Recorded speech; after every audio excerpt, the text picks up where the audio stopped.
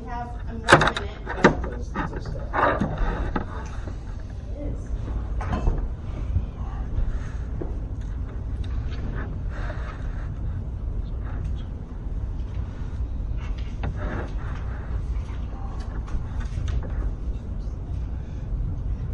Three computers.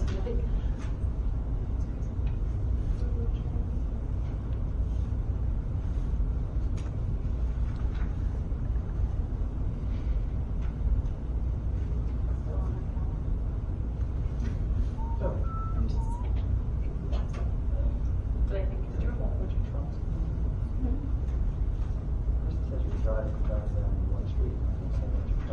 Yes, because of that pole that was down on, Oh, yeah.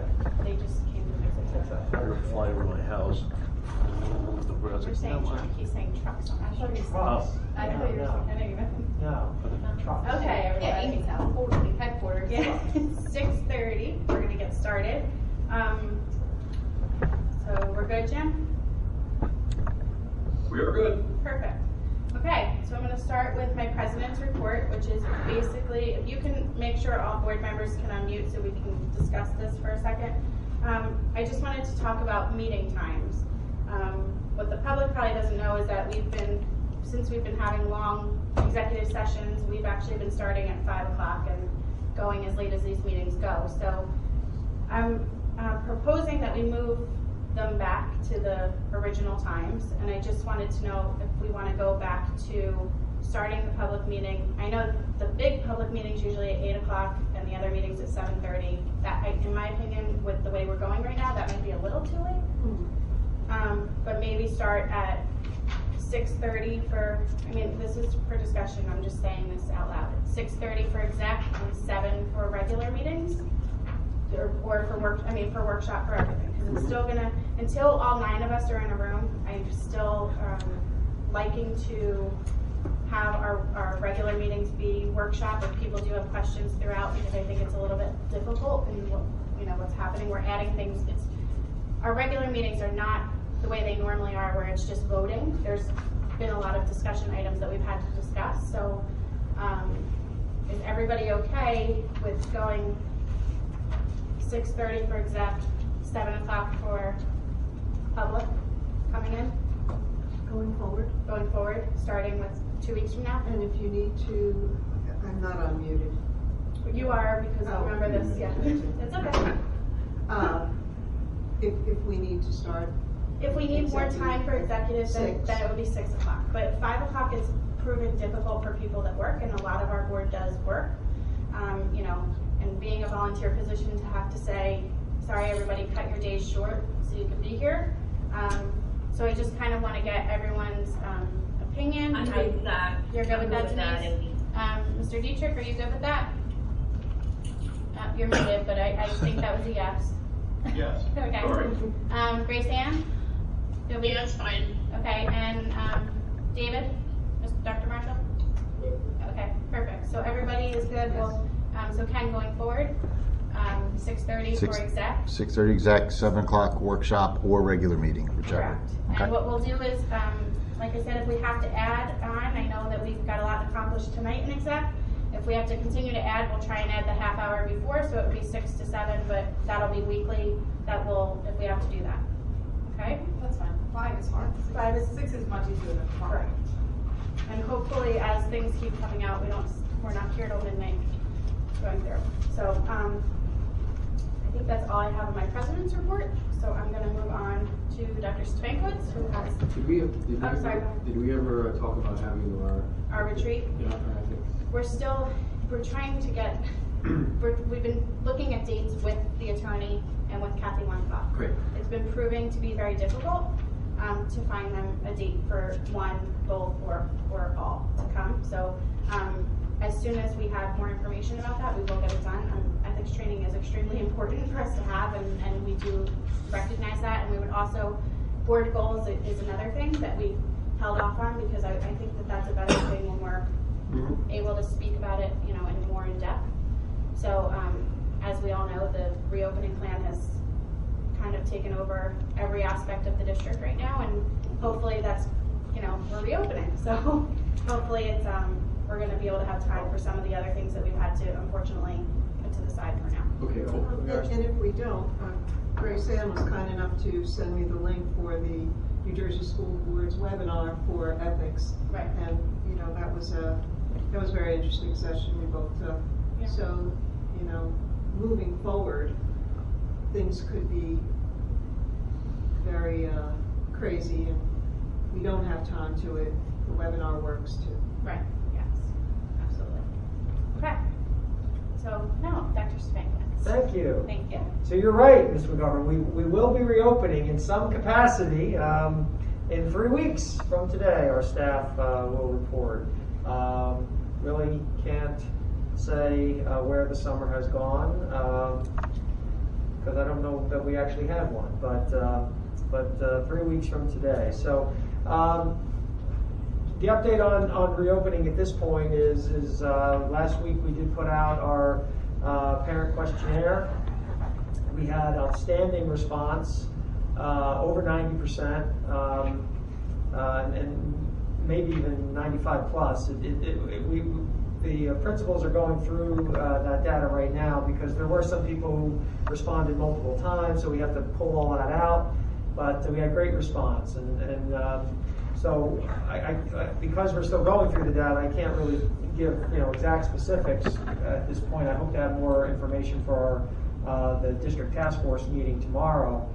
But I can say that generally we're looking at about 20% of the students who said they were going to choose their all remote option. That number could be a few percentage points plus or minus, based on once everything is culled together, but about 20%, which is pretty much right in line with what our early surveys told us about who would come, who would not come. So that's where we are. So at this point, a lot of the work is transferring to the school pandemic response teams. They're working on a lot of the particulars. And if they haven't already put some things out to their families, they will very soon. I know, for example, when Amasa met today, I think Dow Avenue and Wayside met yesterday. So the more information, very school-specific information, should be going out shortly. And then once we have the full data culled, then we can start looking at some of the special requests that people have. I can't do Tuesday. I can't be Monday and Tuesday because of this reason. And can I do Thursday and Friday? That'll go to principals. And if we can accommodate some of those things, we will work to do that based on where the numbers are falling. But we've taken a lot of care. We put out a lot. We're putting out, and I think as we speak, we put out a lot of resources for our staff members. We've been having virtual meetings with our staff members.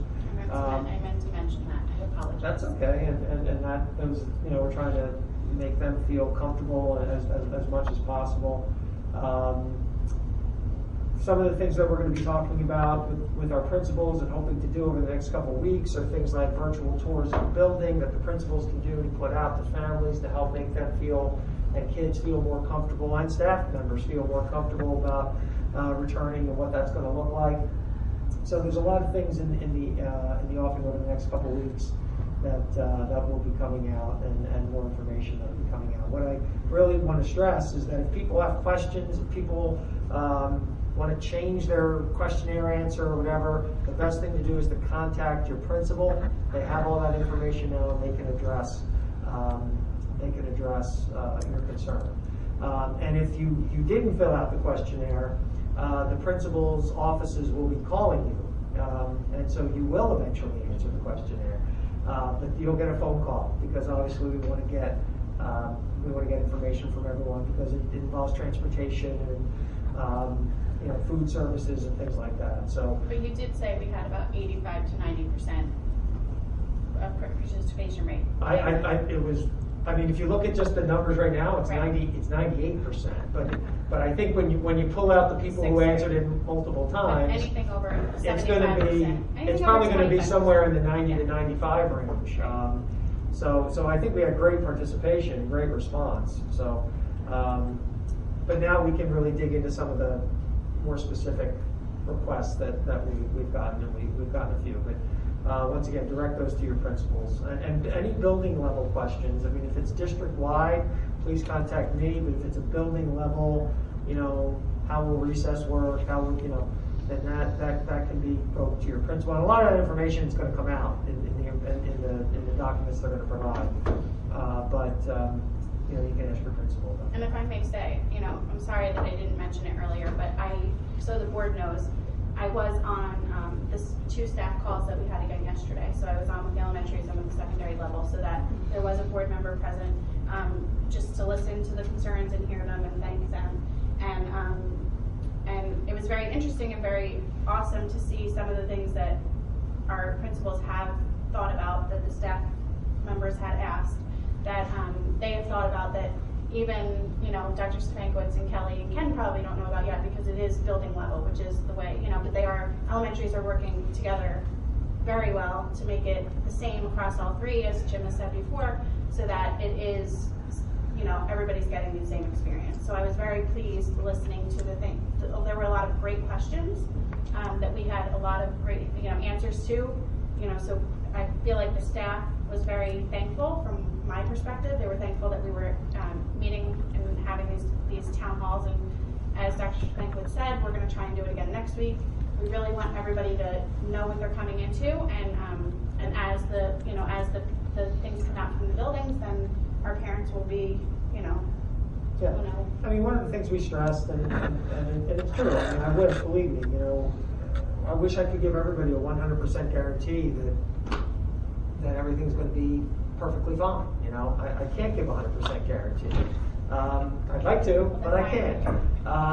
But we're working very hard, everyone is working very hard to try to provide as close to that as possible. And you know, some things are just out of our control, but we're working to do whatever we can now. It is within our control to provide the safest environment possible. So we're you know, I don't want to use the word excited because I don't know if we're excited.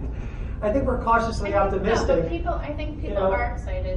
Yeah, I mean, we're cautiously optimistic. I know one thing I absolutely know is that staff members want to see their kids. You know, like that is without question something that they want to see, and you know, I don't think they want to see them in the way they're going to see them. You know, through like how I look today,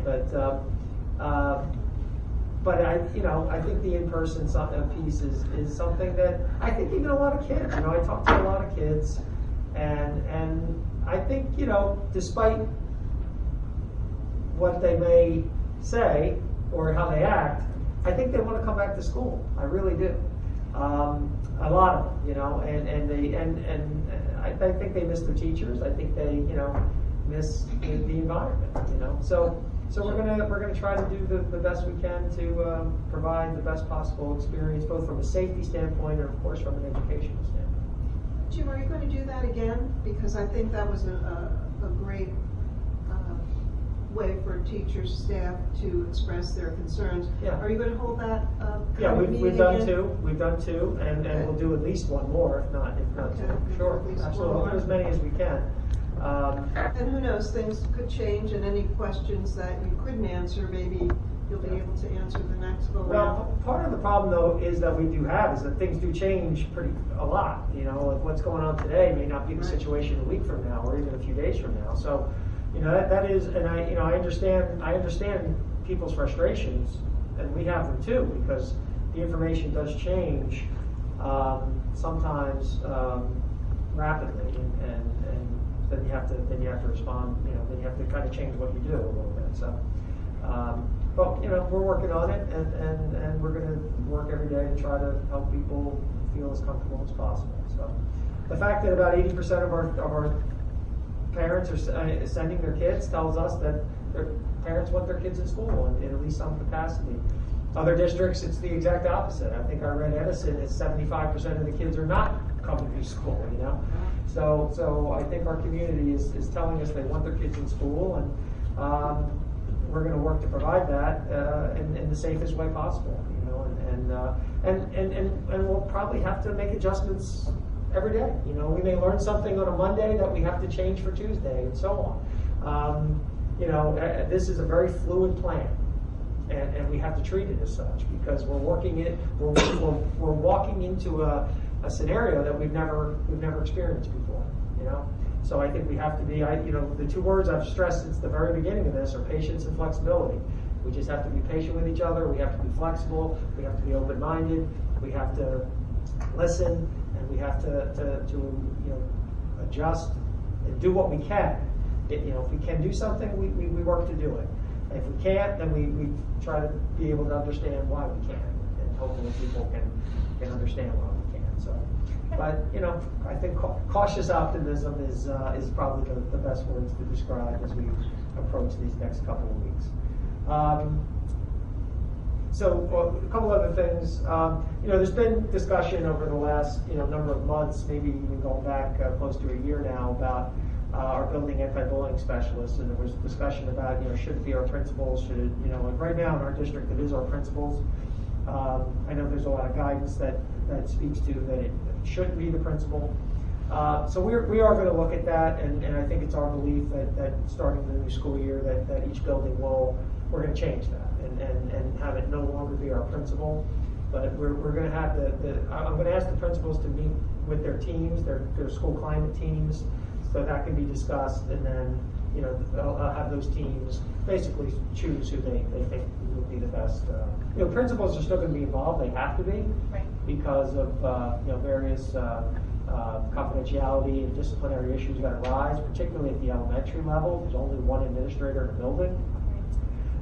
And often it's a school psychologist or a guidance counselor, and they've always been involved as well. So now I think we can just formalize that, but more to come on that. But I did want to make the board aware that we are going to. So each team is gonna decide who it's gonna be. Yeah, I think they'll have that conversation. I mean, ultimately it's the principal's call. Right. But I think that's that should be a conversation that they have, and and come to some kind of collective understanding. I mean, it might be somebody different in every. I'm talking about job. Right. It might not be the same Right, title exactly. in each building, but in one building it might be a counselor. I mean, it could be an assistant principal technically. I mean, but I think they'll talk about that because also some schools have a lot of different volume. Like the secondary level usually has a higher volume of investigations, and so that has to be taken into consideration. Yeah, but just wanted you to know that we're moving in that direction.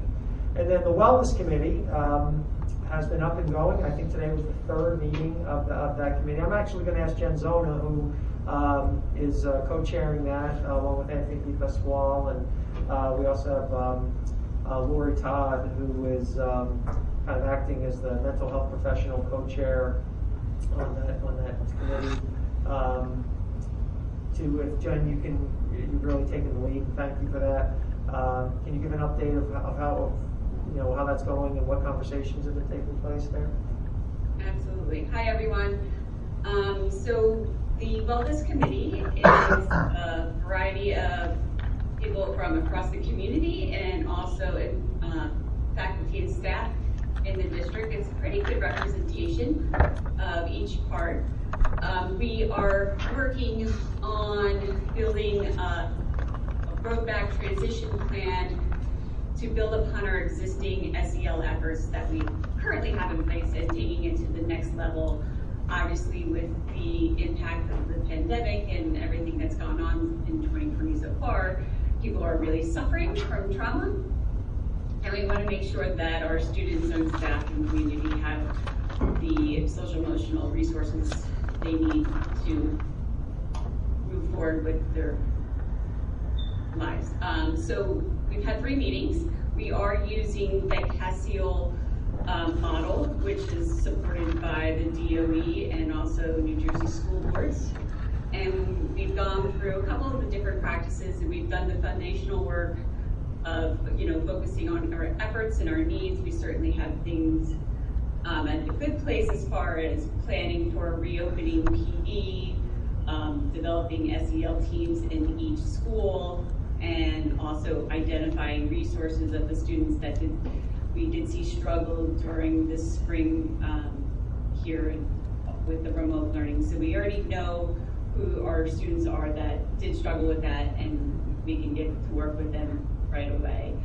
From there, we've also started really thinking about our staff and how to support them as they return. We want to make sure that they certainly have resources in place, and we know that we have a very resilient staff, but we want to make sure that they feel supported because ultimately they will be supporting our students. So today's meeting was really focusing on staff PD and how we can support them, and then I believe next week's meeting is really going to focus on the students and what kind of SEL practices that we'll see on a daily basis within the classroom and from there. Thank you, Jen. I just want to thank you and Anthony and your whole team, and thank you to Grace Ann, our board member, who thought this would be a good idea, and for helping us get this started. I think it's a great thing what you're all doing, and at a time it came in at a time that we really need it. So thank you I know it's a lot of extra meetings and time, but I thank all of you who are on this Zoom right now that are serving on this committee for being a part of it.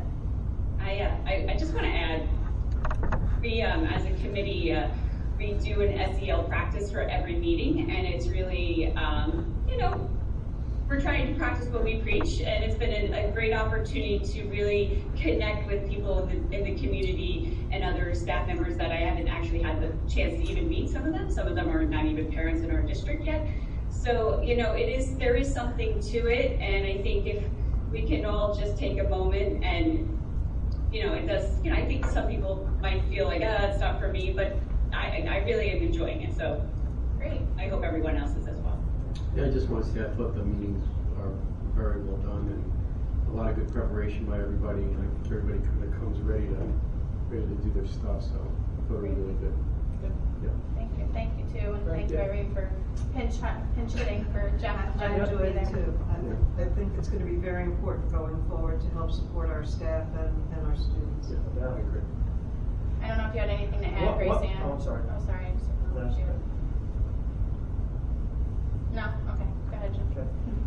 So I'm going to try to talk louder, Yeah, because sorry. I was told I got to talk louder, so I'm going to use my teacher voice through the mask. The only last thing I wanted to mention is really a shout out to one of our staff members. So we all know Derek Tranquina, who is an ed tech specialist over at 2IS. So about 10, 11 days ago, the new Dr. Tranquina successfully defended his dissertation. So I want to congratulate him. Great work. And I also thought it might be a good practice for those, with Derek and maybe moving forward, for those folks who do that, to at a future meeting come and share their research with the board and the public, and because what they do is it's based on work that Derek did in district. So at a future meeting, when things maybe calm down a little bit, maybe in 2028 Yeah, I was gonna say, or we'll see it in about 3 2029, years, somewhere in there. What was his dissertation? It dealt with the club that he started after school, the SWAT team technology club. Oh, okay. So I don't know, I don't remember the exact title, but it dealt with his after-school club and the work that they were doing. So we'd love to have him come and present that. Yeah, It's going to be great. a lot of fun. That's great. To see the work that's being done. So, all right, that's it. Okay. That I have right now. All right. Thank you, Dr. Strickland. We'll move on to General. Thank you. Just have a few things, but before I talk about anything else, I just wanted to mention to the board and to the public, and all of you know Mr. George Stone, who's been the assistant business administrator here in Ocean Township for the last 18 years. His last day of work is tomorrow, so he is retiring, and I just wanted to thank him publicly. I know I'm sure he's not on the meeting listening, but I know there are others who know George and know his work and how much he's meant, to the district. He's been instrumental. I know the board, knows that. They've seen him, during our audit presentations and during our budget presentations, and just the level of professionalism that he's brought to the district over the last 18 years. it really, deserves to be really applauded because he's been, yes. He's been fantastic, and I will certainly miss him. And that being said, with his large shoes to fill, I think Shannon, I'm not sure, Jim, if Shannon Carey is on the call. She is, as I introduced her today, as she walked around the administrative offices, the new George, which I don't know if that went over well, but I say those things sometimes, right, Janice? So, I wouldn't go with that, George. yeah. So if she's on the call, I'd love for her to just say hello. Shannon comes to us with an MBA and some extensive accounting experience in private accounting, and over the last 5 years in school district as a comptroller. So I'm looking forward to Shannon starting September 1st and jumping right in and hitting the ground rolling. Right, Shannon? Are you there? I don't think I see her. I know she was on the road, so it may have been by phone. She wasn't sure if she was going to be able to connect with us. But if not, Shannon, I look forward to seeing you, and George, we'll miss you. Well, it looks as though you're 2 for 2 on people that don't want to come on. Yeah. Just kidding. She was probably on so you're colder than New George. Ken, we had about 6 or 7 phone numbers try to join, and we don't let no numbers, so she okay. probably was one of them. All right, I'm sure she was. Okay. Well, she's probably feeling very welcome. Yeah. Yes. Well, hopefully she'll start on September 1st. Anyway, okay. You may want to call her afterwards. Yeah, I'll do that and let her know. Just a few updates for the board, and we didn't have a chance to discuss this, but I did, through the craziness over the last couple weeks, couple meetings, I did submit an application for electric buses, for 2 electric buses, for the VW application that was out there to the NJDEP. It does not bind us or commit us to anything, but as we always talk about at the board level, submitting for any grants is a good thing. So I was able to get that together last second, of course, but with the help of Maria, over the Director of Transportation, and one of our bus vendors, we were able to submit an application. So we'll see how that goes, and then we can talk about the details. If we get it, it would be great. It would be 2 free buses. They're not the full-size buses. They're about a 24 passenger bus, and it also comes with the facility Does it come to. with the preschool seats and those harnesses? We haven't gotten that far yet for the bus specifications, but we can specify that. But right now, the overall application is just the bus, the year, and in the retiring of our buses, the 2 buses that we would qualify for because of their age, that fit into the grant application. So that's out there. I just wanted the board to know, and we can certainly dive into the details of how it works, and a lot of the energy things and the savings that we can, if we get the grant, because these buses are expensive. But there's a huge upside. So if we get them, we can talk about it, because then that would be something that the board would really have to discuss as far as going forward. If that's the as we retire the old buses, the diesel fuel buses, that if we could start building an electric fleet, that would be, to me, the way to do it. As we're forced to retire buses, that we can continue to do that. So I just wanted to mention to the board that we were able to get that done. Food service applications, a little update there for the board and for the public. So the applications are out for next year, for the upcoming school year. So up until October, you can apply for free or reduced lunch. There may be many members of the public where their income levels have changed. So so I would definitely encourage everyone to apply to see if they do qualify. We've sent it out our normal ways where it'll go paper packets. Paper will be at schools, but also, of course, our electronic in several languages. The electronic application goes Facebook, all the usual suspects through email, through our constant contact. So the paper packet, I'm sorry to interrupt, the paper packet, if there's people that are on full virtual, are we mailing it to them?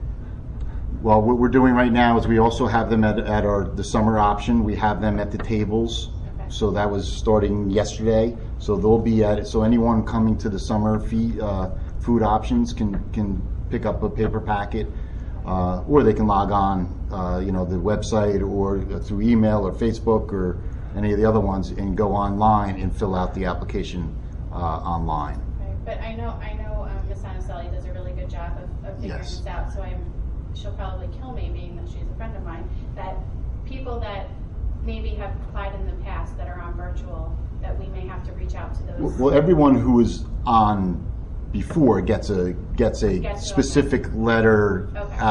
to Mrs. Jones. But if it's someone who hasn't applied or hasn't qualified in the past, they may not get a specific letter. Although I may be wrong, and Debbie will probably yell at me tomorrow. I'm sure she'll come in the Where chat. she Yeah, or Jim she's is see if she's I'm is she sure on the she's call. here.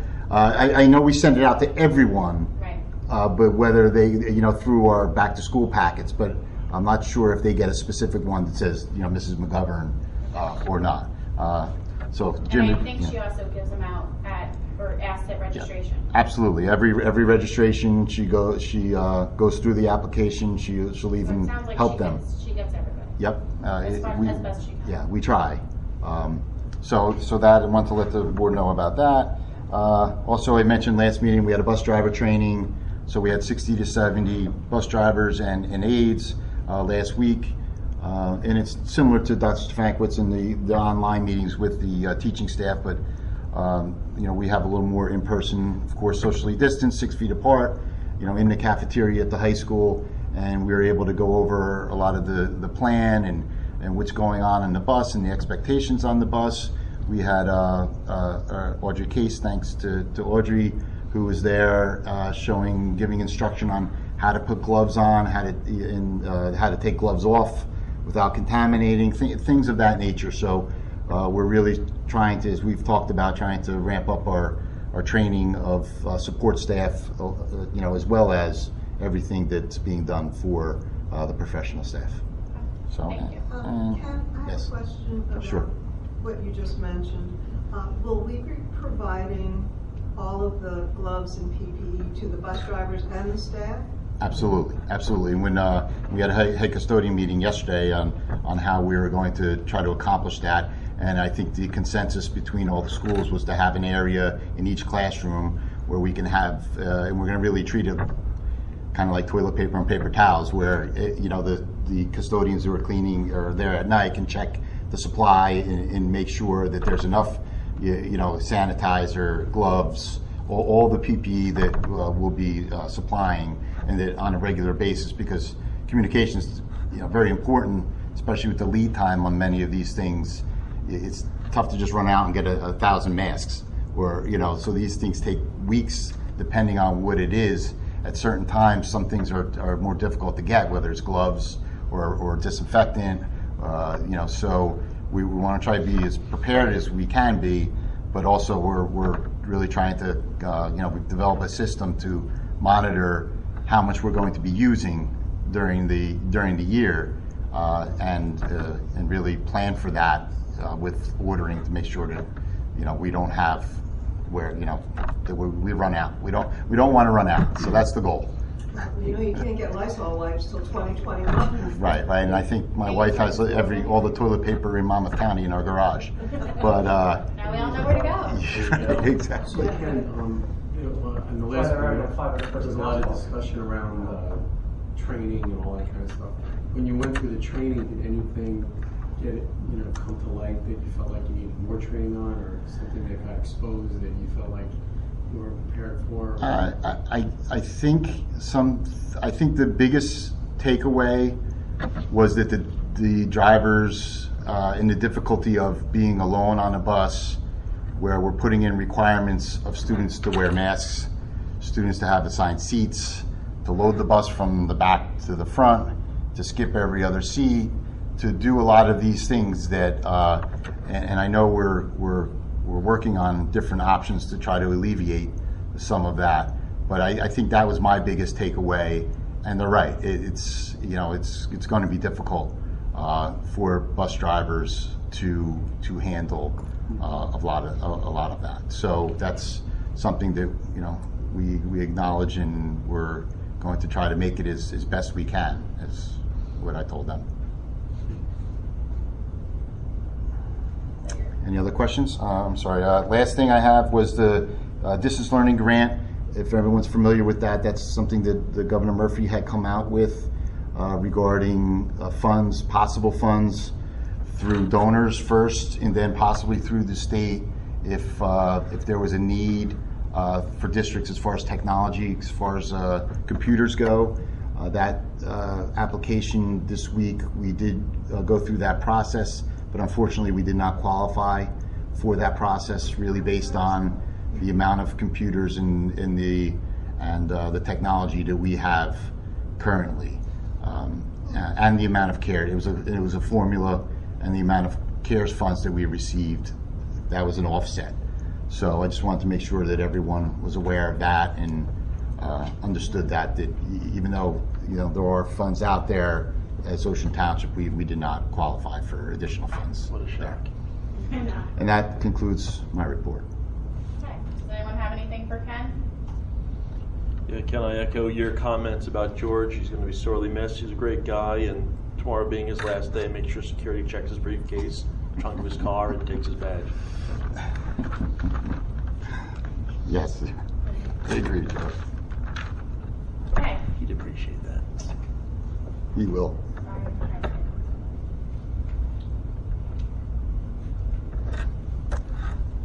Okay. So all motions are posted on bulletin boards at the district website. At this point in the meeting, we will now conduct the first of two public comment sessions. The first session will be open to public comments on agenda items only. The second session will be at the end of the meeting. It can be on any topic. So at this point, if there's anybody that has a comment, if you haven't been here before, if you can send it to Mr. Dietrich and let him know you have a comment to make, he will call on you in order. And we will stick with what we've been doing with 2 questions and go from there. So Mr. Dietrich, for 2 comments. And please, for the record, please state your name and your address, which I forget to stop everybody, but please do that so Mr. Janarone's notes and the minutes can reflect the proper information. So Mr. Dietrich, who's up? First up is Cindy White. Hi, everybody. Cindy White, Oakhurst. I remembered Amy. Thank you, Cindy. I have 2 questions, both pertaining to policy 1648.02. I first want to inquire about section B1A, B2, and B6.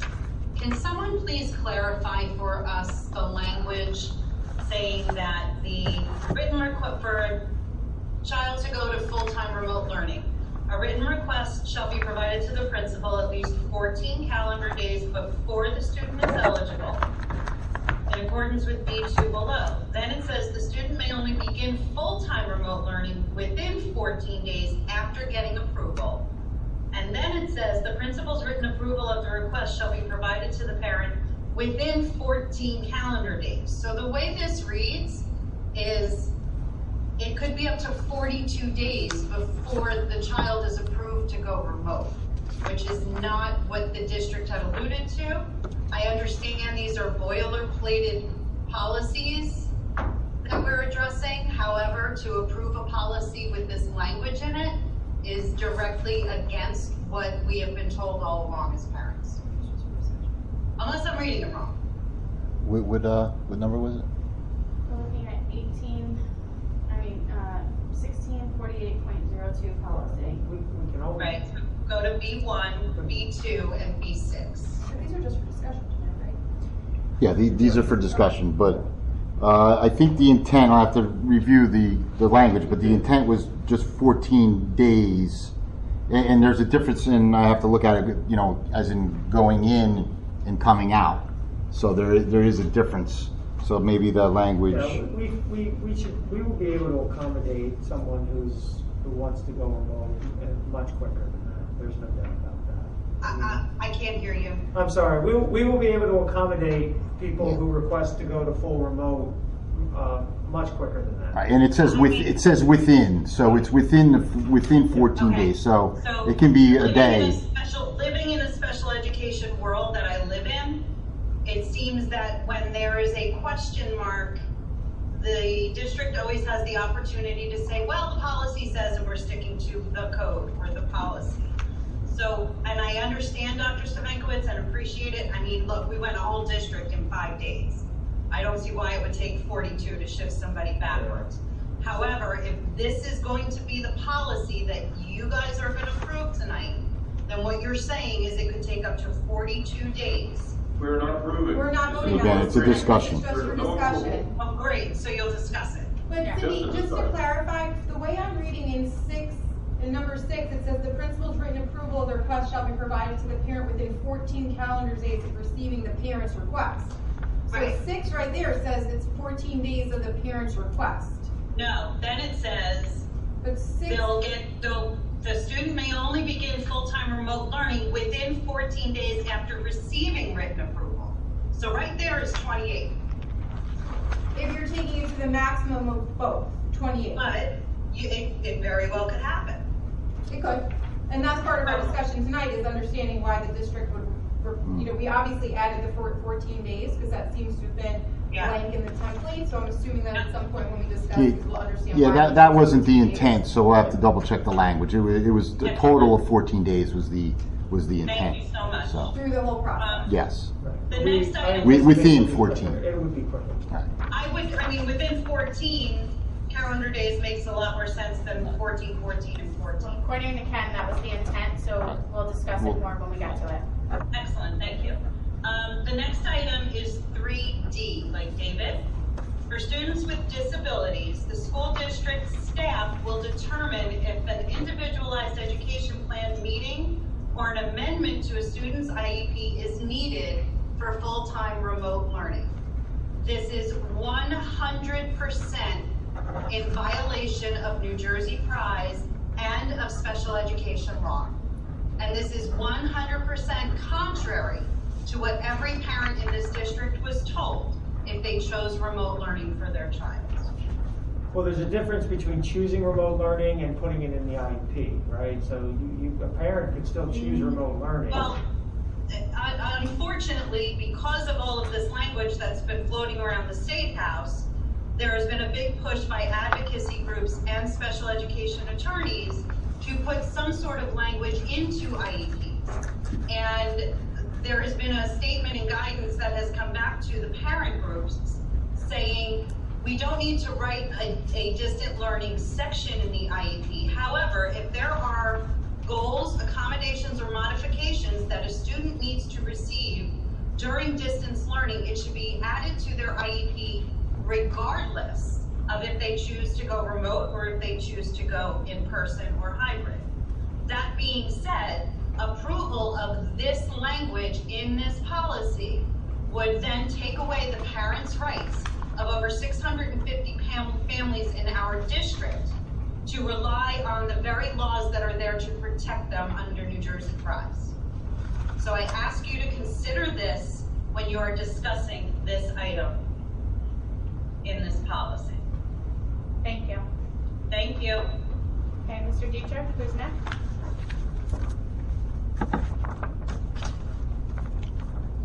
Next up is Alex Hayes.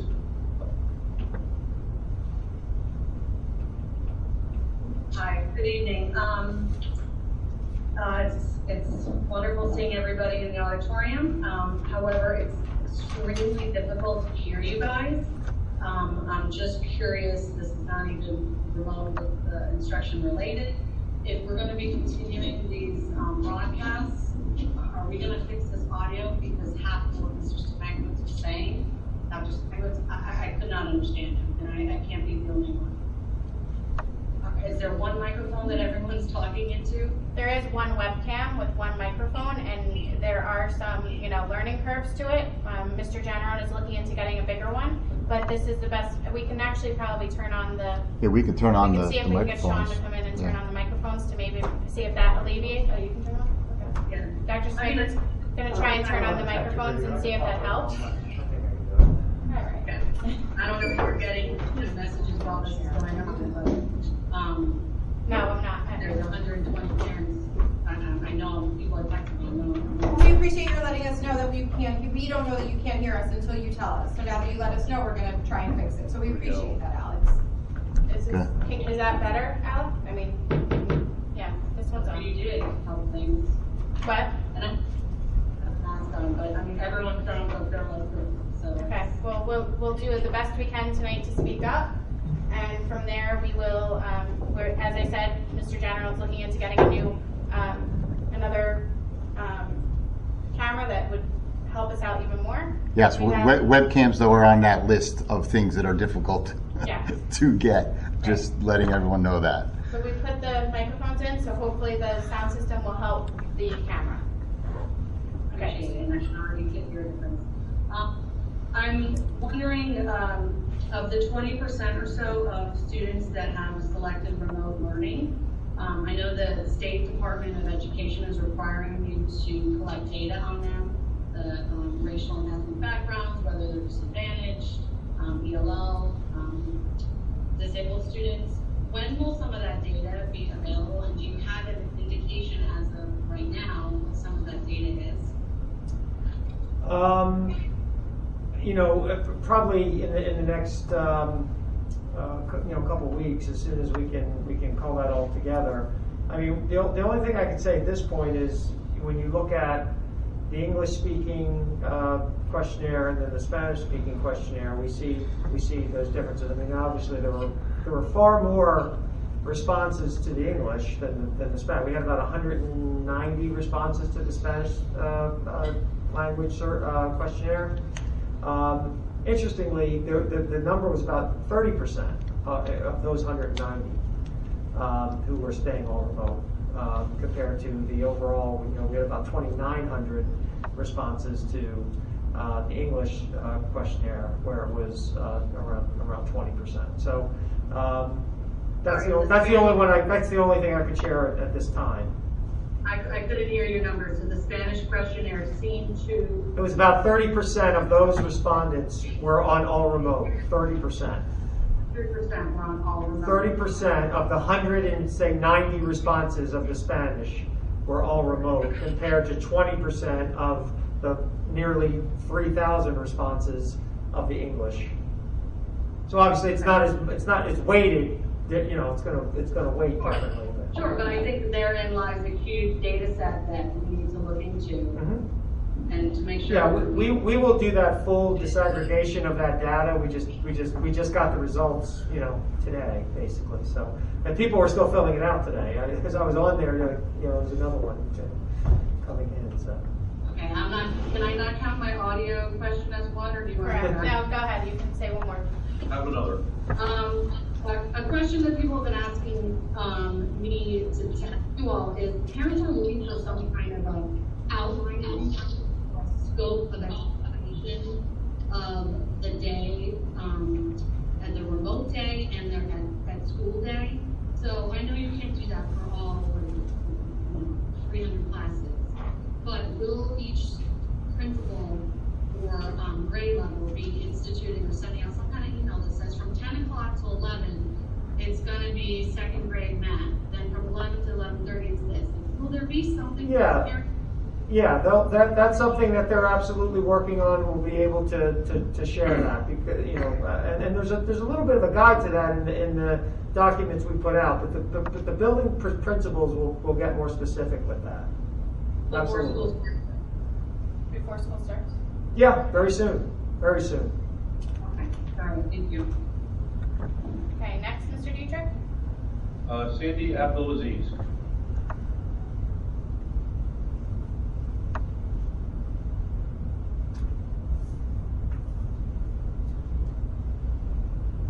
Sandy? I see her, but there you go, Sandy, you're unmuted. Oh, hello, can you hear me? Yep. Are we limited to 2 questions? Because I'll have to get put at the end of the list. You are limited to 2 questions. You are the end of the list, so go ahead. Yay, okay. Couple things. First of all, I have like I guess it's a cleanup thing. In the original roadmap that you guys put out on Appendix G, page 64, under the other items, there's just a couple of spelling errors. You have TOW languages instead of two languages. And then instead of the word assess, you have asses. Oh, that's not good.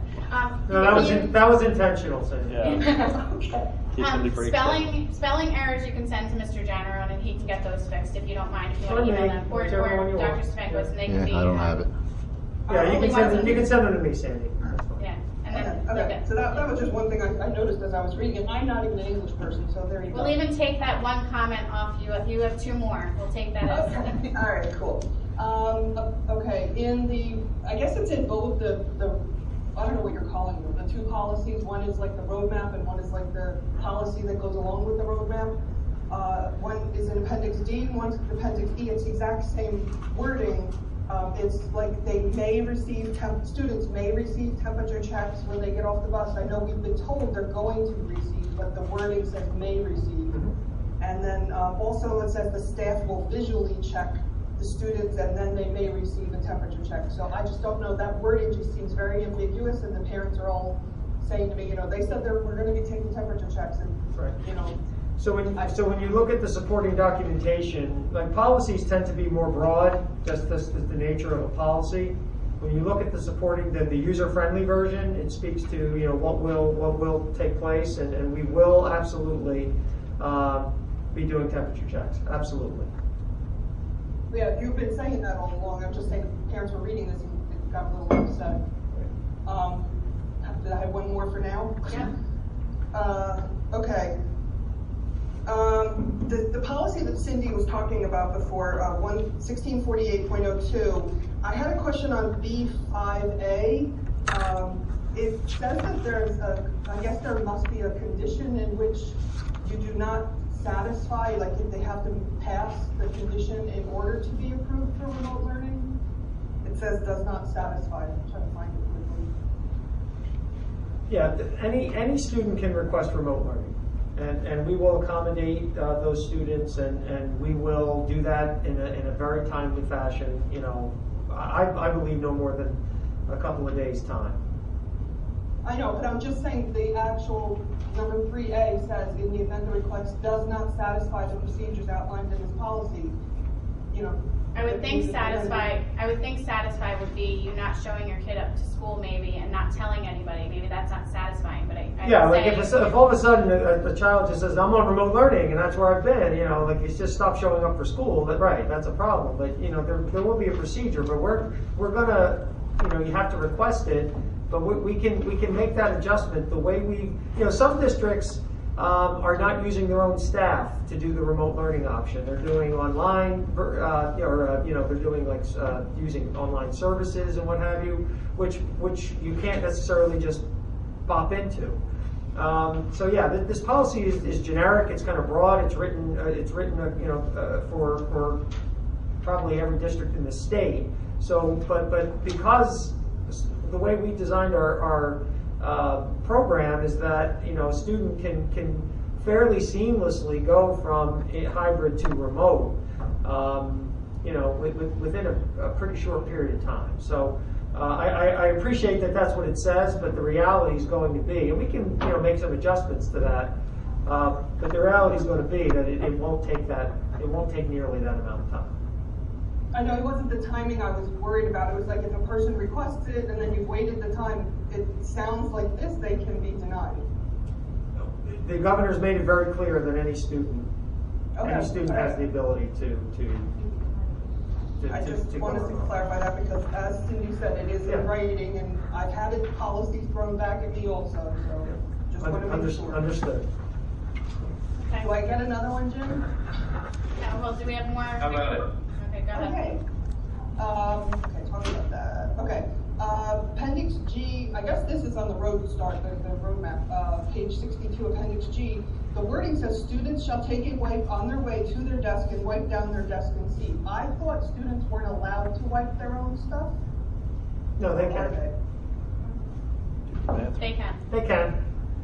They can. Okay.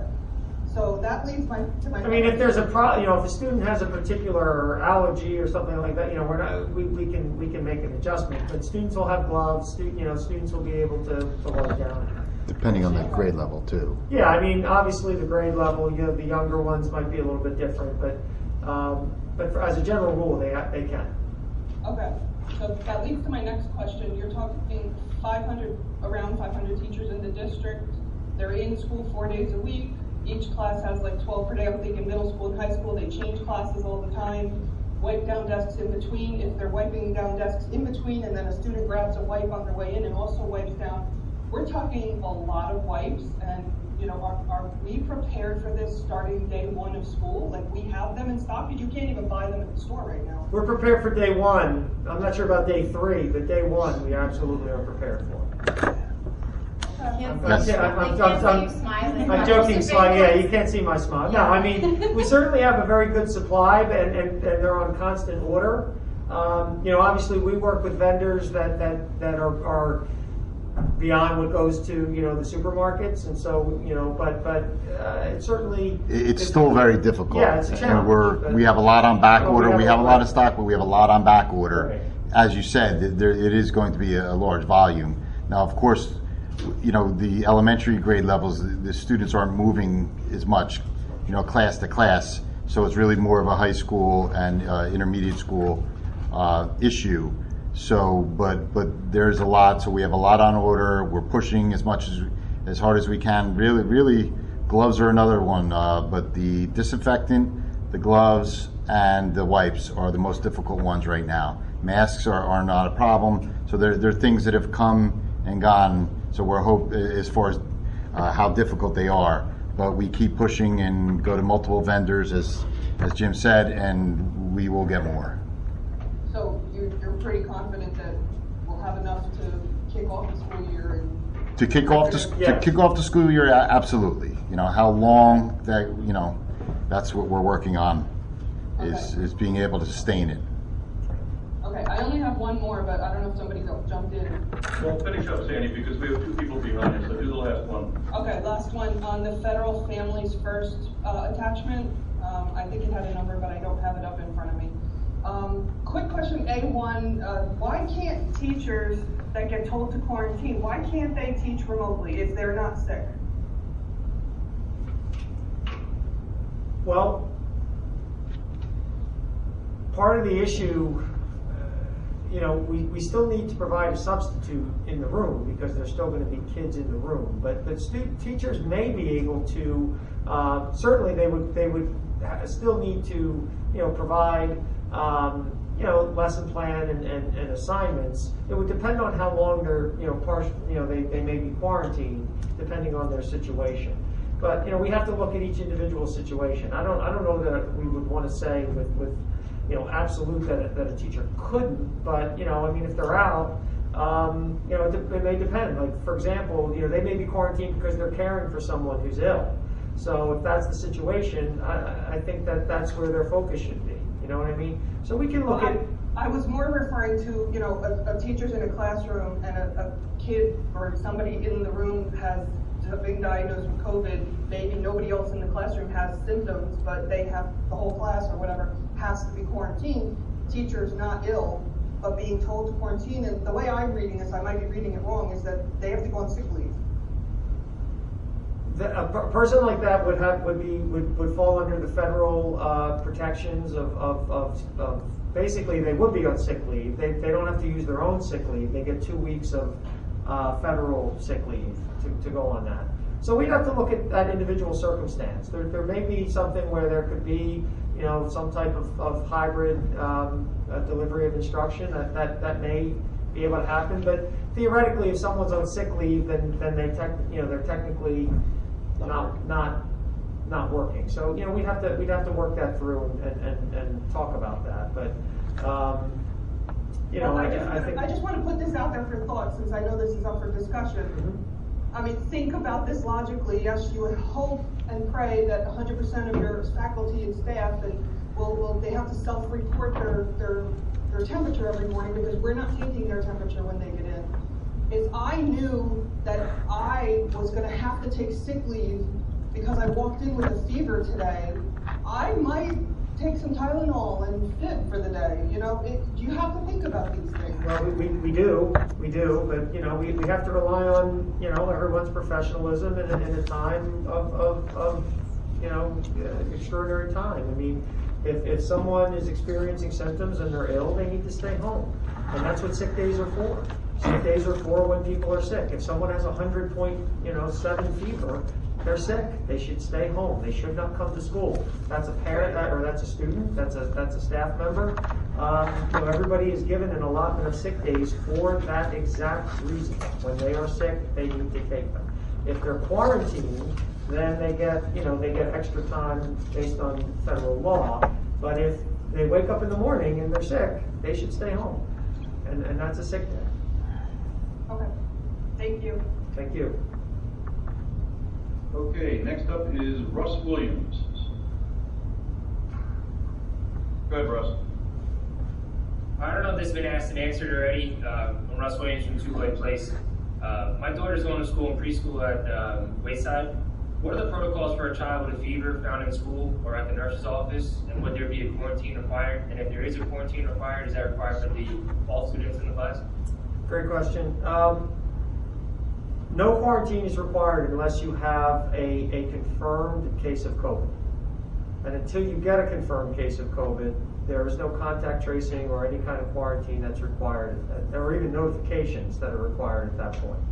The only time that you would get a notification or any kind of potential quarantine is if that student who has a fever goes home, is tested, and ultimately gets a positive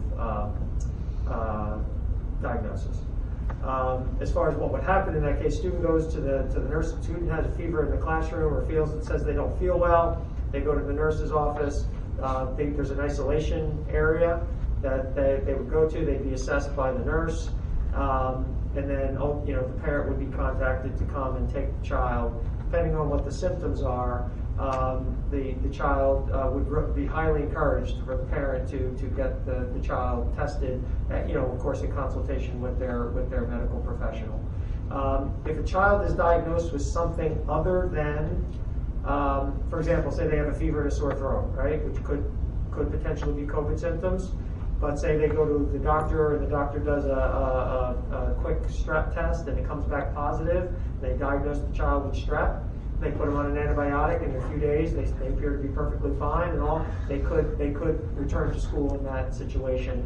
There would not have to be any kind of COVID test or any kind of negative test to clear the child based on that doctor's assessment that it was strep as opposed to something COVID. If they can't diagnose that, then we would, in other words, if it's not strep, but we're waiting on maybe even COVID comes back negative or something like that, we would ask the person. It's typically around a 72-hour after. In this case, 72 hours after any symptoms subside, after being off all medications and things like that. All right.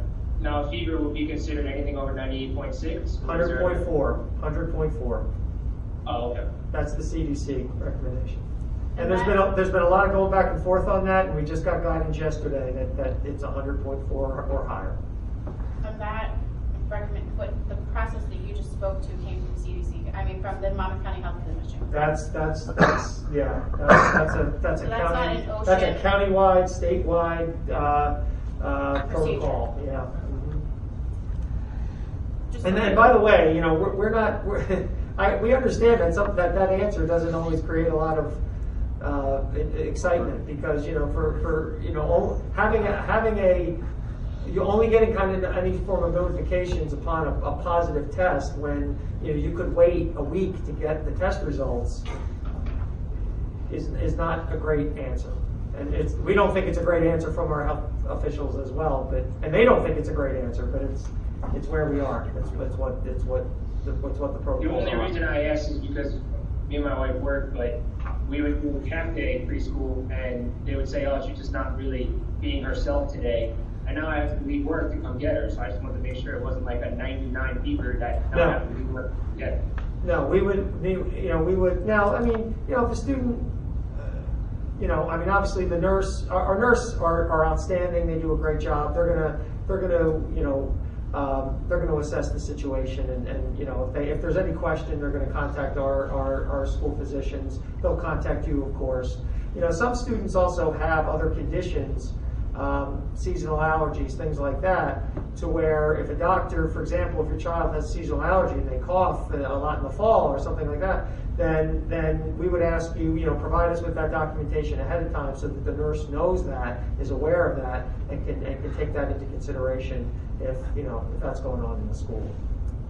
Okay, thank you. Thank you. Okay, next up is Susan Green. Hi, everybody. Can you hear me? Yeah. Backing off of the last question, in reference to contact tracing, I believe it was 5A in the document that was sent out. The amount of time when a person tests positive was indicated as 15 minutes. According to the health department, it should be 10 minutes. And logistically, was any thought given to how we would enforce this? Somebody standing there with a watch and a clock, or 10 minutes versus 15 minutes. If somebody was in contact with somebody for 9 minutes and 59 seconds, then they don't have to be notified. I'm concerned about the verbiage in the policy. Contact tracing is handled by the Monmouth County Regional Health Commission. We will assist them in that process, but they are the ones that do the contact tracing. So if a student, if we have a student, if we're informed of a student that has a positive, or a staff member that has a positive diagnosis, positive test result, then we would inform the Monmouth County Regional Health Commission, and they will contact the individual and start to then trace back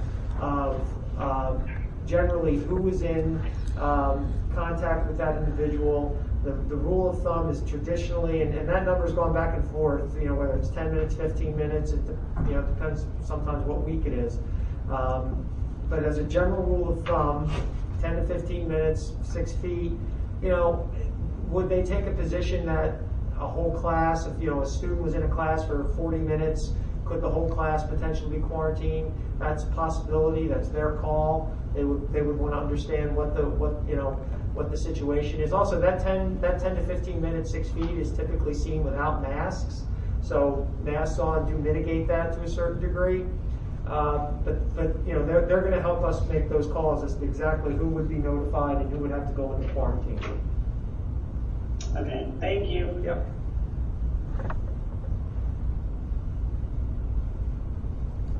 Anybody else, Jen? You're muted. I assume you're unmuting somebody. Yep. Yes, Alex Hayes. We're done with the first round, so second round of questions. Okay, on page 66 of the Restart and Recovery Plan, it says students who are on full remote will have to come to the schools to pick up their meals for the week.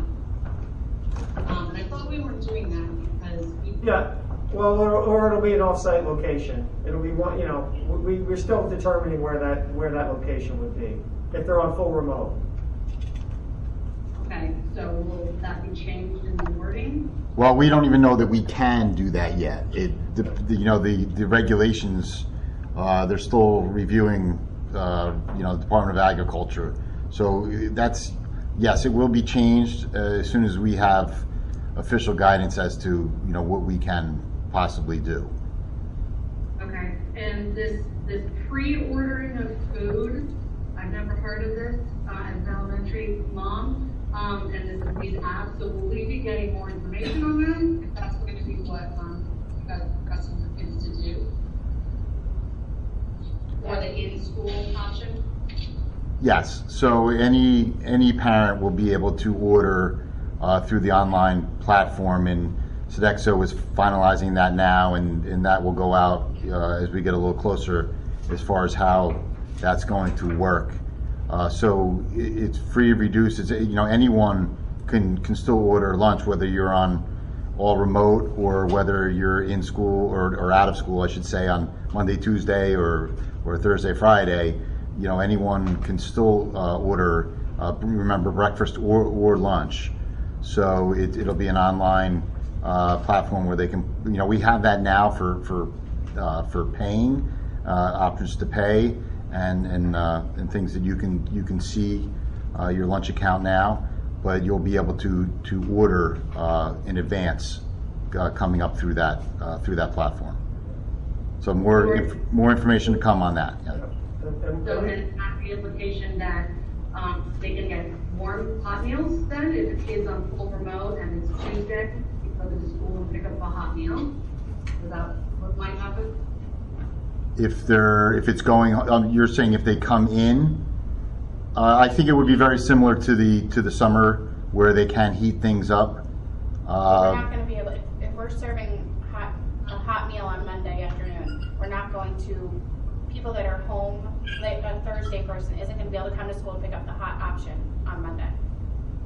Or are they? I don't know that yet. I have to talk with Sodexo because I'm not sure if that would be an option or not. But there will be an option that they can come and pick up the meal. Now, whether it'll be hot when they get there or not, I would have to double check on that. I wouldn't want to. Okay. Also, and we also I also want to be clear. Like we don't know if off-site distribution will be optioned. Once the school year begins, that's going to be. I think the people may have to come to the schools to get the food. Correct. So when we have the designated areas, because obviously flow of traffic is. Well, part of the issue is letting kids in the building, right? So and letting parents in the building. So we would probably set it up similar to like a grab and go, grab and go sort of situation. Schools would set up a procedure for that. But all that will be out before the first week of school. Yes. Okay. Some of this stuff we're still waiting guidance on from the feds, from the state. So. My concern in not having outlined locations is when you have a lot of families in the apartments at Millbrook, Inbrook, they're not going to be able, they're Dow kids staying home from the tent. They're not going to be able to come get their meals across 35 minutes to go to the school. So I think we should, I hope we look into that. Well, we're not saying we're not looking into it. It's that with the staffing and with all hands on deck everywhere and anywhere, we have to see if we're able to do it. It's not saying that we wouldn't want to do that. We have to see if we're able to. But Ken, are we still considering allowing, if we're permitted, multiple days worth of food going home at one time so that you don't have to be making a trip every day? Yes. Yes. Yeah. So yes. Right. So of course, for the Monday, Tuesday students would get the 3 days of food when they leave, and then on Wednesday, and we were considering for the all remote students, it wouldn't be every day. I think that's where your point. It wouldn't be every day that they could get multiple days of meals, and they're still working on because it limits options. It limits options. It makes it more difficult to. The more days you do, it's more difficult, as we've seen over the summer, and it's just more difficult to have fresh fruit, to have a lot of the components of the meal that are more appetizing for students the longer you go out. So that's the balance. Sodexo is working on, not just for us, but a lot of their districts. So hopefully, and maybe I'll. For our next meeting, by then we'll definitely have concrete plans. I can review it with the board, or even get them to come stop in and discuss it at the next board meeting. That would be great. Okay. That'd be great. I have a few more questions. When this notification of a positive case, it's still a little confusing, even after I was answering some of Sandy's questions. You said, well, we can't, if there's a positive, say my son's class, 5th grade, there's a positive in his class, you'll only be able to tell those families in that one class. But then somewhere in one of these dozens of restart and recovery plan pages, it said everyone, all parents in the building will be notified. So can you clarify who exactly? Anyone who would have contact with that individual, would have had the contact would be notified in terms of whether there would need to be a quarantine situation or not. I mean, obviously, everyone in the school. There's a difference between contacting them, we were talking about contact tracing, which speaks to specifically being contacted for the purpose of now having to quarantine. So I'm sorry. That's not what I mean. I meant like. He was just about to get to your. Yeah. So there's that. There's that communication, and then there's other communication that could go out generally, speaking to there's a case in the school and that kind of thing, and that also would be done in conjunction with the Regional Health Commission. We have to be very careful too to maintain confidentiality and for students that's very important, or for staff members. But yes, there would typically be some form of notification that would go out in general, speaking to the situation. But you're only going to be contacted for quarantine if there's a need to be. Yeah, I get that. But there will be a letter to all parents saying there has been a positive COVID test at Darrow Avenue. Parents, we want you to know that. There would be communications that we would work in conjunction with Monmouth Regional Health Commission to provide what information we can provide. Yes. Okay, so right here it says you're going to tell the whole school. Yeah. Well, like I said, I don't want to say exactly what the letter would say because I don't know that. But the idea would be that we would work with them, and they have sample letters and things that they have. That we would look to make people aware that there's a situation within the school, yes. Okay, how many teachers and staff are taking FMLA, and how many subs do we have on roster level? Do you have a question? Yeah, well, we're still in the process of gathering that. You mean related for COVID reasons, you mean? Any reason, because I don't need to know why they're on FMLA. Well, what I'm saying is that there's specific FMLA because of COVID. And we don't have that information. And that doesn't mean they have COVID. It means because of whatever, just something related to COVID. Okay. We're still gathering that information. Have there been any teachers that have? Yeah, I don't think that's something that we would want to talk about in public at this point. Yeah. An executive session matter. Okay. How many subs do we have? How many subs do we have as a district? Yes. I don't have the exact number. I think what we have. I know there's a list being approved tonight. Right? I don't have the exact number. I think it was just over 100, something like that. 100. Yeah. 100. Dr. Stevens, are you currently concerned that we will not have enough staff to open school, given what you know? At this time, no. At this time, no. Thank you. Is the 100 subs comparable to September 1st of last year? Alex, these are all questions that are what ifs and all that, and I think Dr. Spankwitz made the point that he's not concerned at this point, so we're going to move on. So you're not going to answer my question? No. Anybody else, Mr. Dietrich? Yep. Up to Denise Bond. I'm sorry, I couldn't hear you. Denise Bond. Okay. Denise Bond. Hi, can you hear me? Yes, Yes. you can. Thank you. Okay. So my question is, at what point does the school think that we will return to normal? Normal meaning a day where we're no longer doing this at all. No social distancing, no masks, nothing. I don't know that we have the answers. 2028, Mr. Yeah. Bond. No, we're going to be assessed. We say in our plan every 3 to 5 weeks we'll be assessing the circumstances and the situation, the cases, what's going on, what are the transmission rates. We'll be working with the Monmouth Regional Health Commission. We'll assess it. I think any return to normal will be gradual, and then of course, we don't know what the winter will bring. We don't know what.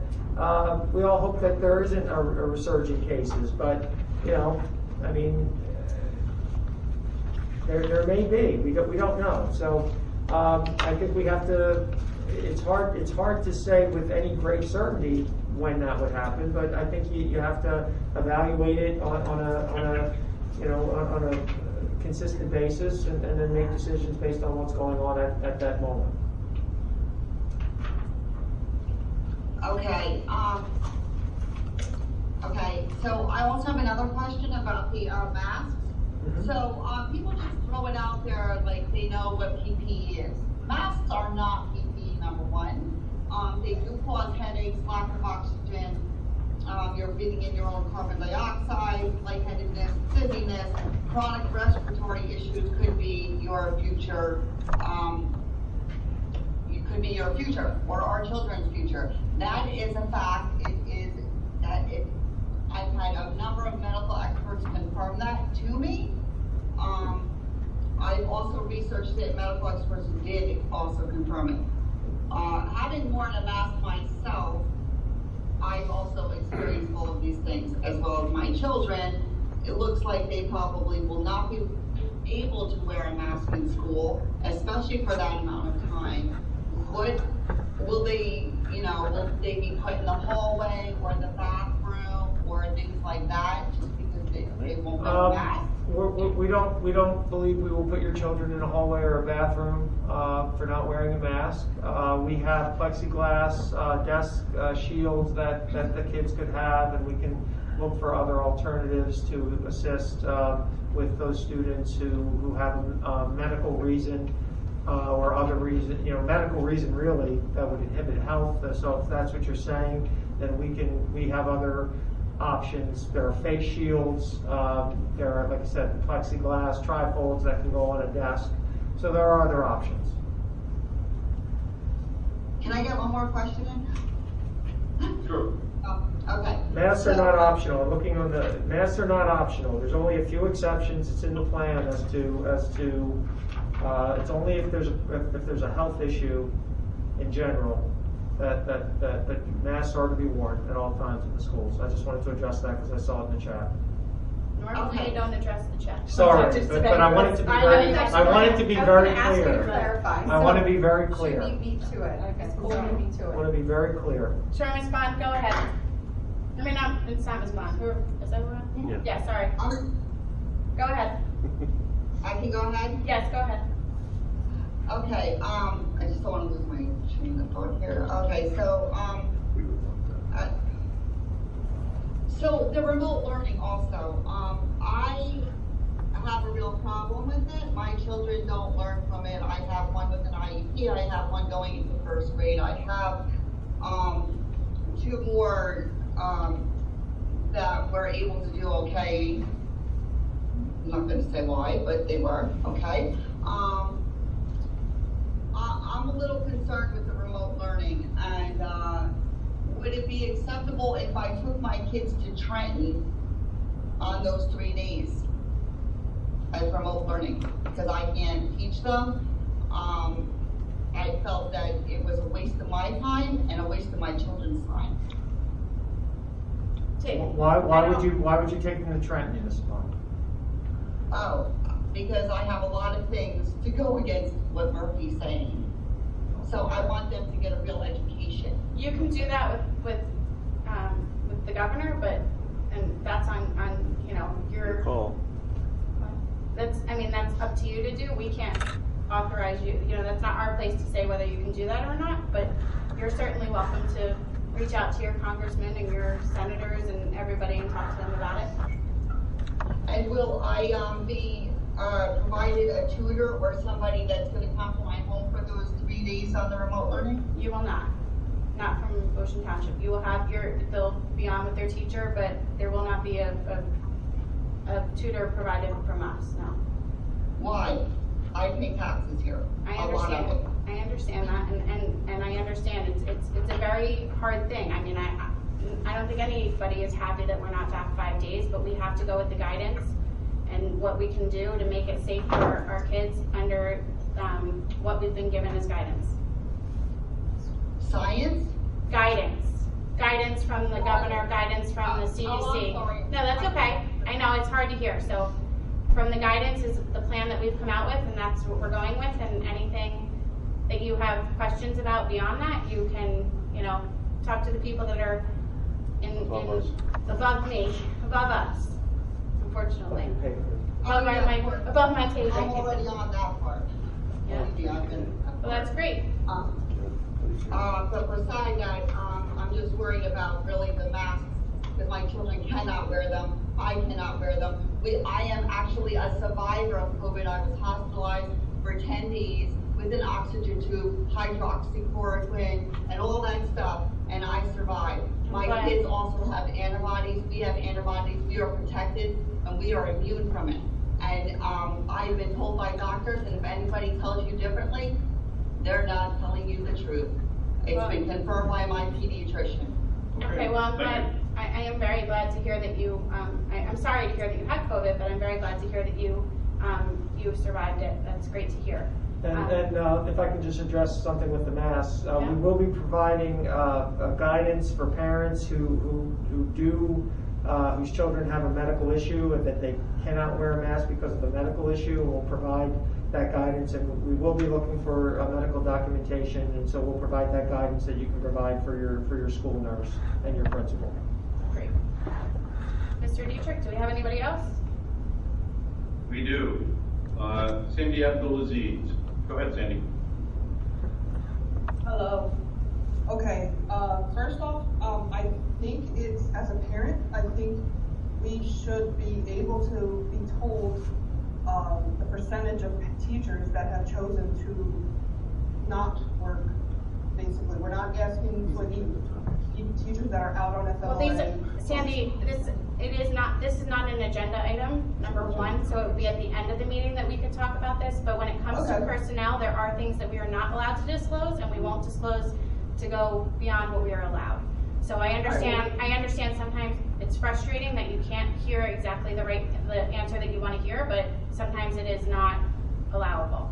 However, and also we're still gathering, as Dr. Spankowitz said, we're still gathering the data, so to give you a number today is probably not going to be the number tomorrow or next week. So it might be something that we can once we're finished getting the data, which it has been extended for the staff till Monday of next week because of the power outages.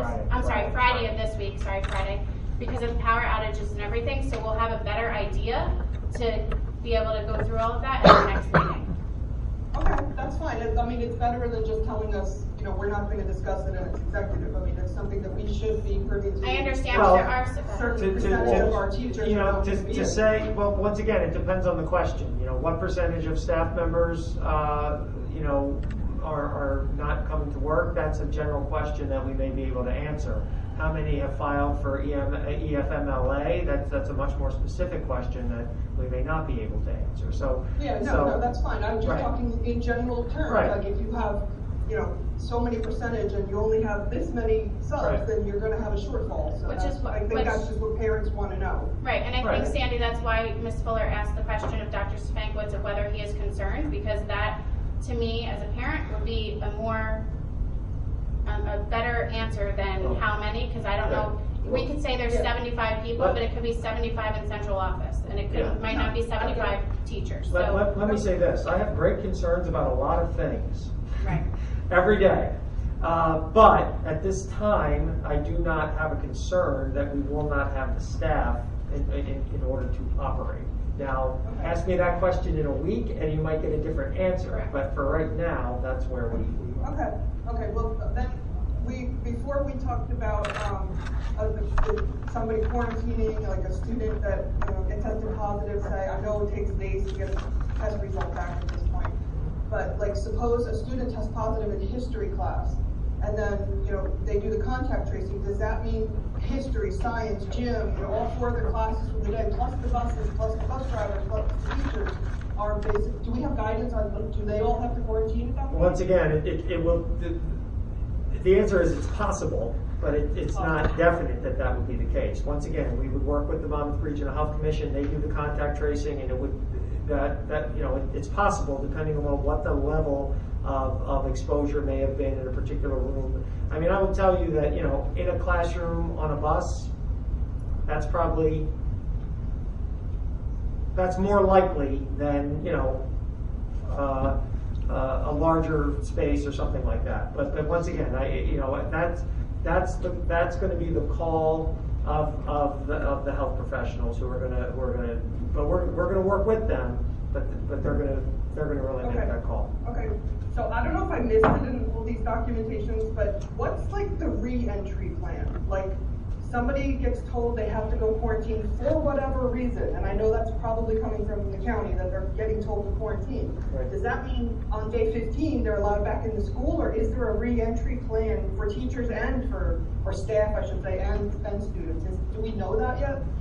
Yeah, well, actually, at this point, it depends on what the quarantine situation is. It depends on the level of the potential level of exposure. It depends on if the person was tested. You know, what we do know is a negative test within the 14 days really is the time.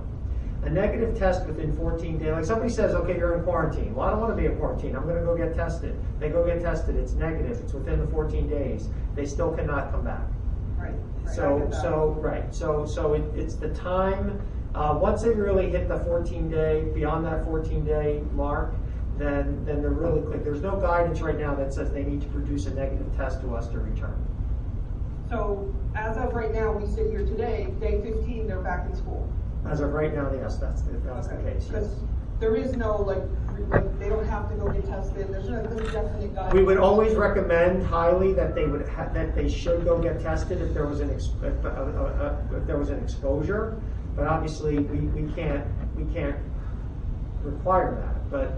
But we would highly recommend, and of course, the Regional Health Commission would highly recommend. I mean, you know, part of this too is the willingness of people during the contact tracing situation. I mean, we've heard, you know, up in Middletown, you know, you had parents who didn't want to be, you know, because they were afraid their kids were going to get in trouble. They didn't want to go through that, you know.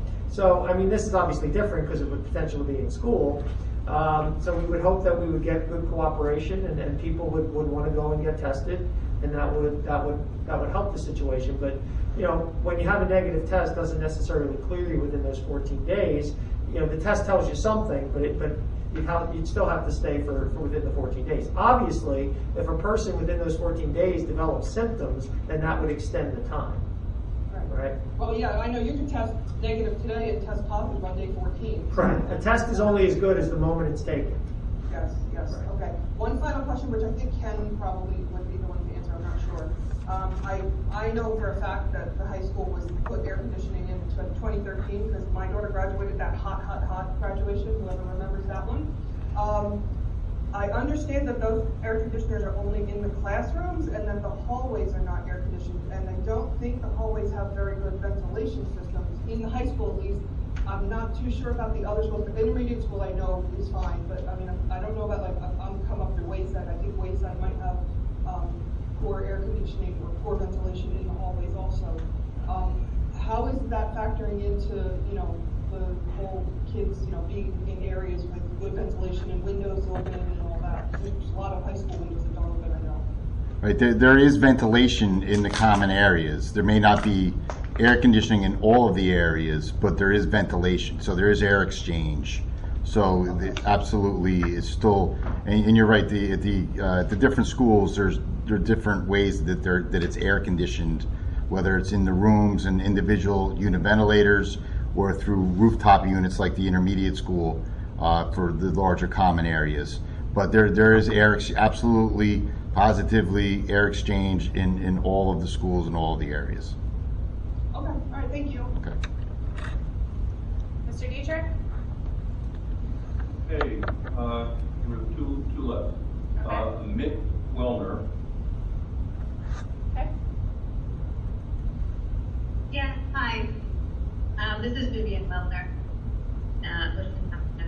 So I just wanted to ask a question that stems off from Ms. Denise Bond's question, inquiry, about her concerns, children wearing masks and they weren't comfortable and there was maybe some lack of oxygen and ventilation. So many people do feel that way. So really the question is, can anyone just go to their physician and ask for a note on a prescription? Please allow the child to sit in a classroom without a mask? Or are there more strict guidelines? Well, as to we who really can- would look for a medical reason as to why beyond we're uncomfortable. You know, there should be, you know. Okay, the child has asthma. Okay, I so mean, that's a medical reason. lots of kids have asthma. I would say about 10% of the population has asthma. Right, That it would means- have to be, the wording in the guidance is that it inhibits, the health of the individual. So if someone, provides us with documentation that that's the case, then once again, there are face shields, there are, along with, trifolds and things like that can provide an alternative to a mask. You mean a face shield without a mask? But not exactly. A face shield with representation that I've seen in the medical. a trifold, socially distanced, all of those situations would help to mitigate, the not wearing of a mask itself. Well, would you be concerned if about 10% of the students in the district came to school without a mask? Would that be a concern for the town, for the school system? Well, the one very positive thing we saw through our questionnaire is that the numbers are extremely low. Overwhelming majority of people said that they were very comfortable with having their child wear the mask. Okay. All right, thank you. Mr. Dietrich? Last one, Alex Hayes. Okay.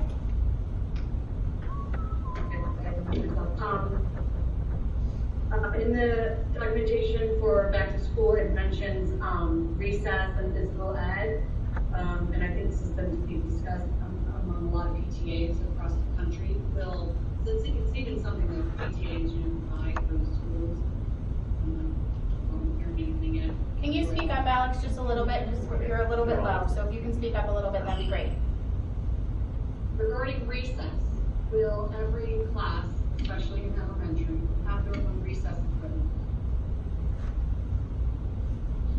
That's a school, is that on the school? Yeah, I mean, that's something that the schools are working on. I mean, obviously, between use, everything would be disinfected, and we would look to separate. They wouldn't really be sharing. They're not allowed. They shouldn't be sharing equipment. That's something that the school teams are working on, and that guidance should be coming out from the schools shortly. Okay.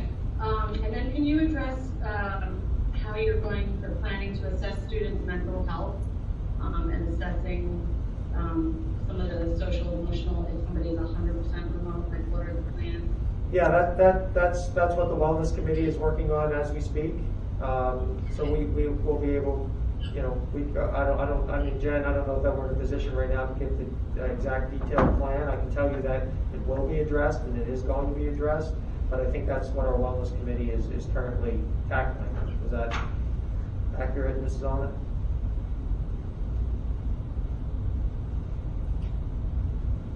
Sorry, I had trouble unmuting. Yes, so the committee is definitely working towards a survey for students and then a plan, a daily check-in kind of resource plan for everybody, staff and students. The teachers won't be assessing students for their mental health, right? Normally, no.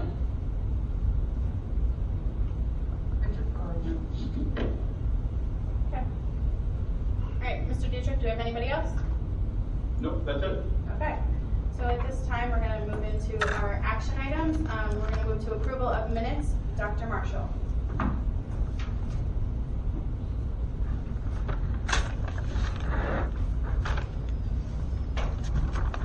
Thank you, Mr. Chairman. I move to approve the following minutes in accordance with Board of Education bylaws. These are for the regular meeting and executive session minutes of July 21st, 2020, as well as the special work meeting and executive session minutes of July 28th, 2020. Can I have a second, please? Second. Okay. Any questions, comments, corrections on either of these minutes?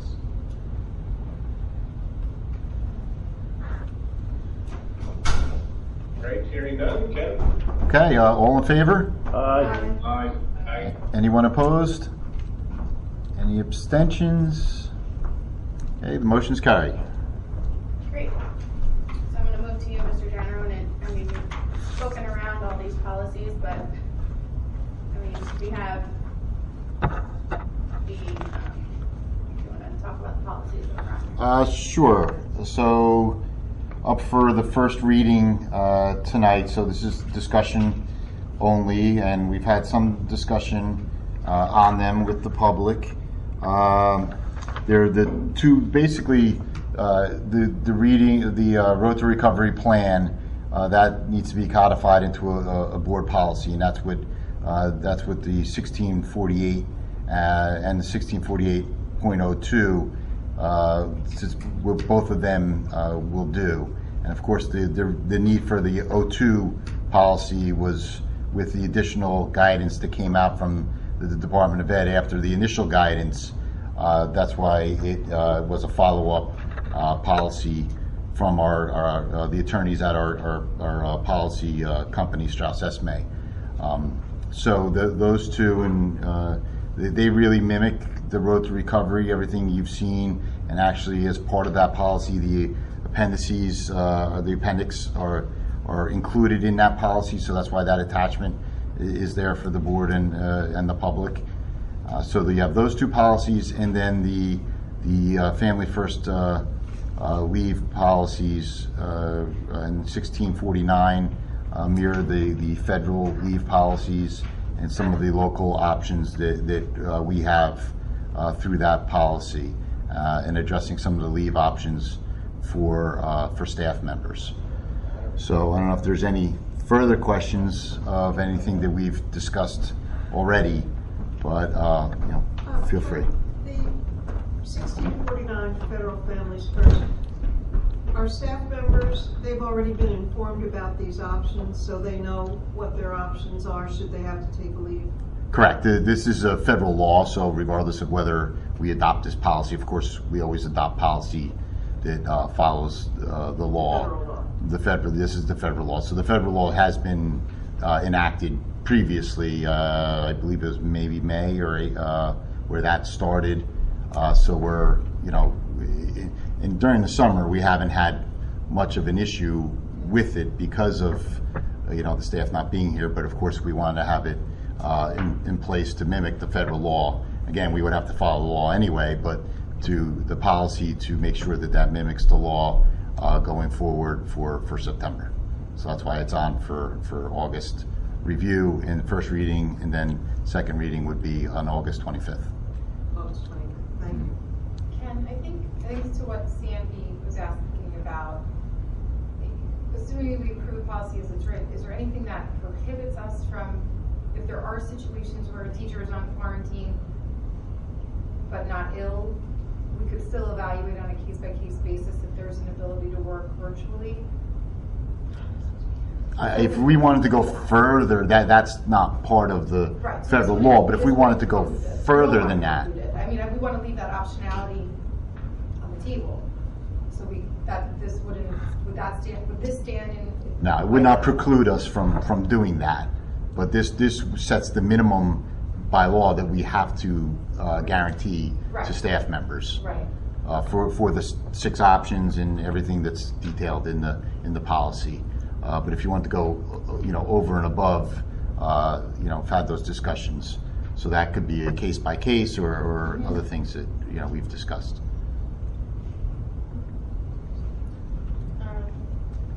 Denise, Graceanne, David, and Jim, if you have anything at any point, please remember to unmute in case I'm not looking. I have the agenda and I'm trying to look at this camera and everywhere, so please unmute yourselves and jump into the conversation. I have another question as well, if no one else does. To the other policy, to the question, to the matter that Cindy White raised, could either Dr. Spankos, and I'm sorry, I'm just walking back in the room, or maybe Jen Zona speak to the concern that Cindy raised about the language specific to IEPs so that we all understand it better?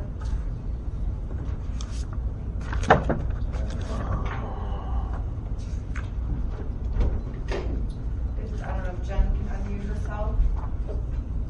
She's still on. That was item 3D and policy 6. Question again, I'm sorry. In 1648.02, it was item number 3. Sorry, B3D. and the language in that section. Regarding the concerns that Ms. White raised earlier regarding the IEP language, if you can help us understand that better. Yeah. I think it goes to whether it needs to be in an IEP or not as far as remote learning goes, was my view. This is obviously guidance and not code, and the guidance from the state said the district might revise the IEP. Parent chooses all virtual. It's not a regulation or a requirement. I think that there will be students that, the district will need to look individually at each student to determine if there's additional modifications or accommodations that the child may need, but they might be able to determine that without an IEP. And this gives them the liberty to be flexible and have meetings when meetings are necessary and not have meetings if they're not necessary. Okay. I think Cindy has a clarifying question on that, and if the board's okay, I want to make sure we have the right question answered. So, Jim, can you unmute Cindy, or can Cindy unmute herself? Yeah, let me just find Cindy. Thank you. She's under Jacob to me. Yep, to you she is. Okay. Go ahead, Cindy. Thank you. Yep. Just to clarify, the way that it is written, the language said, and the guidance is one thing, but this is what we're taking as policy, which means that the minute somebody asks a question and the child study team doesn't want to respond, we're going to fall behind the code. So what this says is for students with disabilities, the school district staff will determine if an IEP meeting or amendment to an IEP is needed for full-time remote learning, which means that if we go a month into remote learning and we see that there is something, an accommodation or a modification to something, or maybe a child has met all of their goals and we want to add a goal in like we would during the regular school year, you are now tying the parents' hands and saying only the staff can make that determination if a meeting is warranted. When New Jersey Prize specifically states that the parent is not only a member of the IEP team, but the leader of the IEP team and the child study team, and that we have the right at any time to call an IEP meeting. So the Board of Education accepting this policy and this verbiage as written takes away the right of the parent to be a part of the child study team. That is my concern. Thank you. I guess then, Jen, my question is, IEPs can be amended at any point, regardless if they're on remote learning or not. So if an IEP meeting can be, and changes can be made at any point, then is there a problem with the language? I'm just asking. I do not see a problem with the language. A parent can request an IEP meeting at any time. The child study team teachers can determine that there needs to be a revision or an amendment at any time. These things are continuously and ongoing. It is a living document, and it's never just set in stone and not so. I don't know about the living document part. I just don't see anything here that basically precludes the parent to jump. Yeah, there's nothing in here there's nothing in here that precludes the parent to reopen the IEP, right? There's nothing in there that precludes that.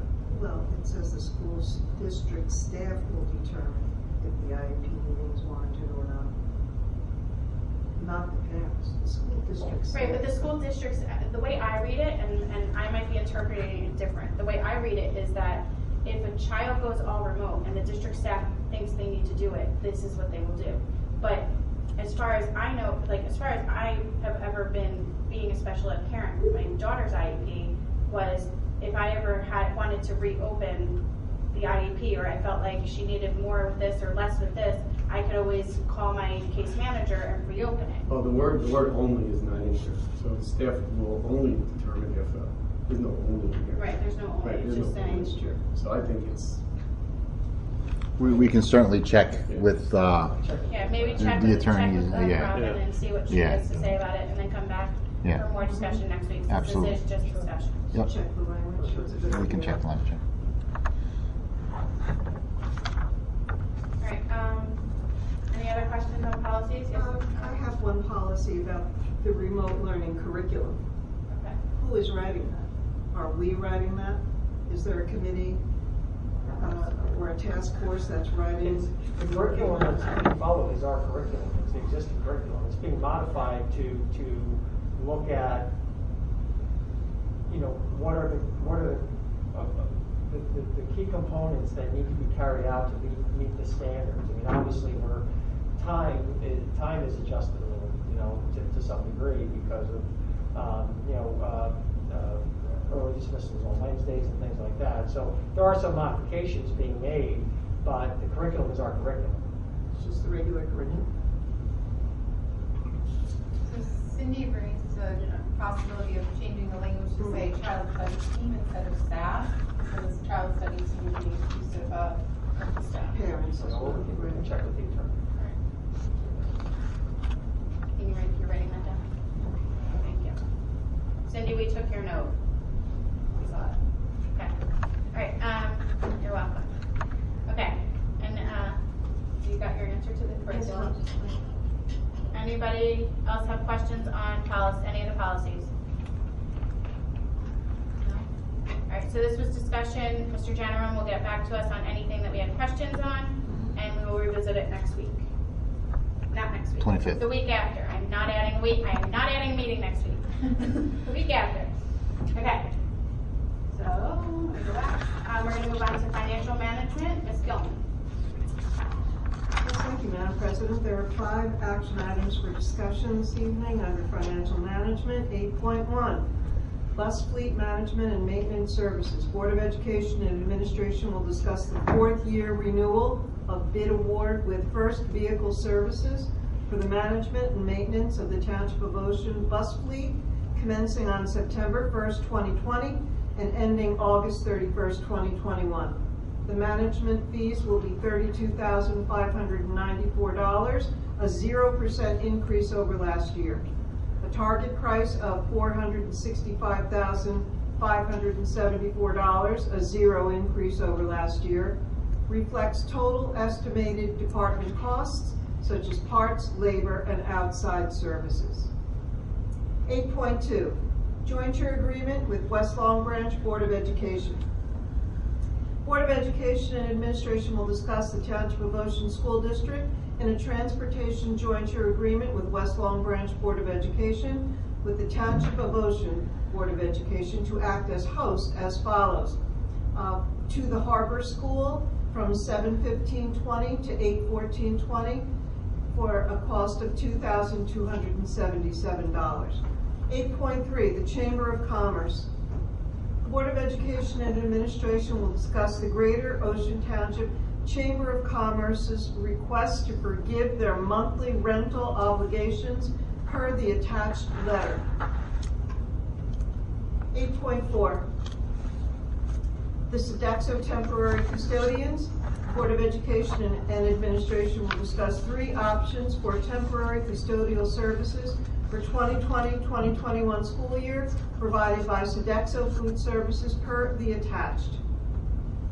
8.5, qualified purchasing agent and increased bid threshold. The Board of Education and Administration will discuss the resolution to increase the qualified purchasing agent's bid threshold from $40,000 to $44,000 effective July 1st, 2020. The resolution increasing the bid threshold qualified purchasing agent. Whereas Kenneth Janarone, School Business Administrator, Board Secretary, possesses a qualified purchasing agent certificate. Whereas the State Treasurer, in consultation with the Governor and pursuant to NJSA 5234-7 and NJSA 18A/3B, has increased the bid threshold for school districts with a qualified purchasing agent from $40,000 to $44,000, effective July 1st, 2020.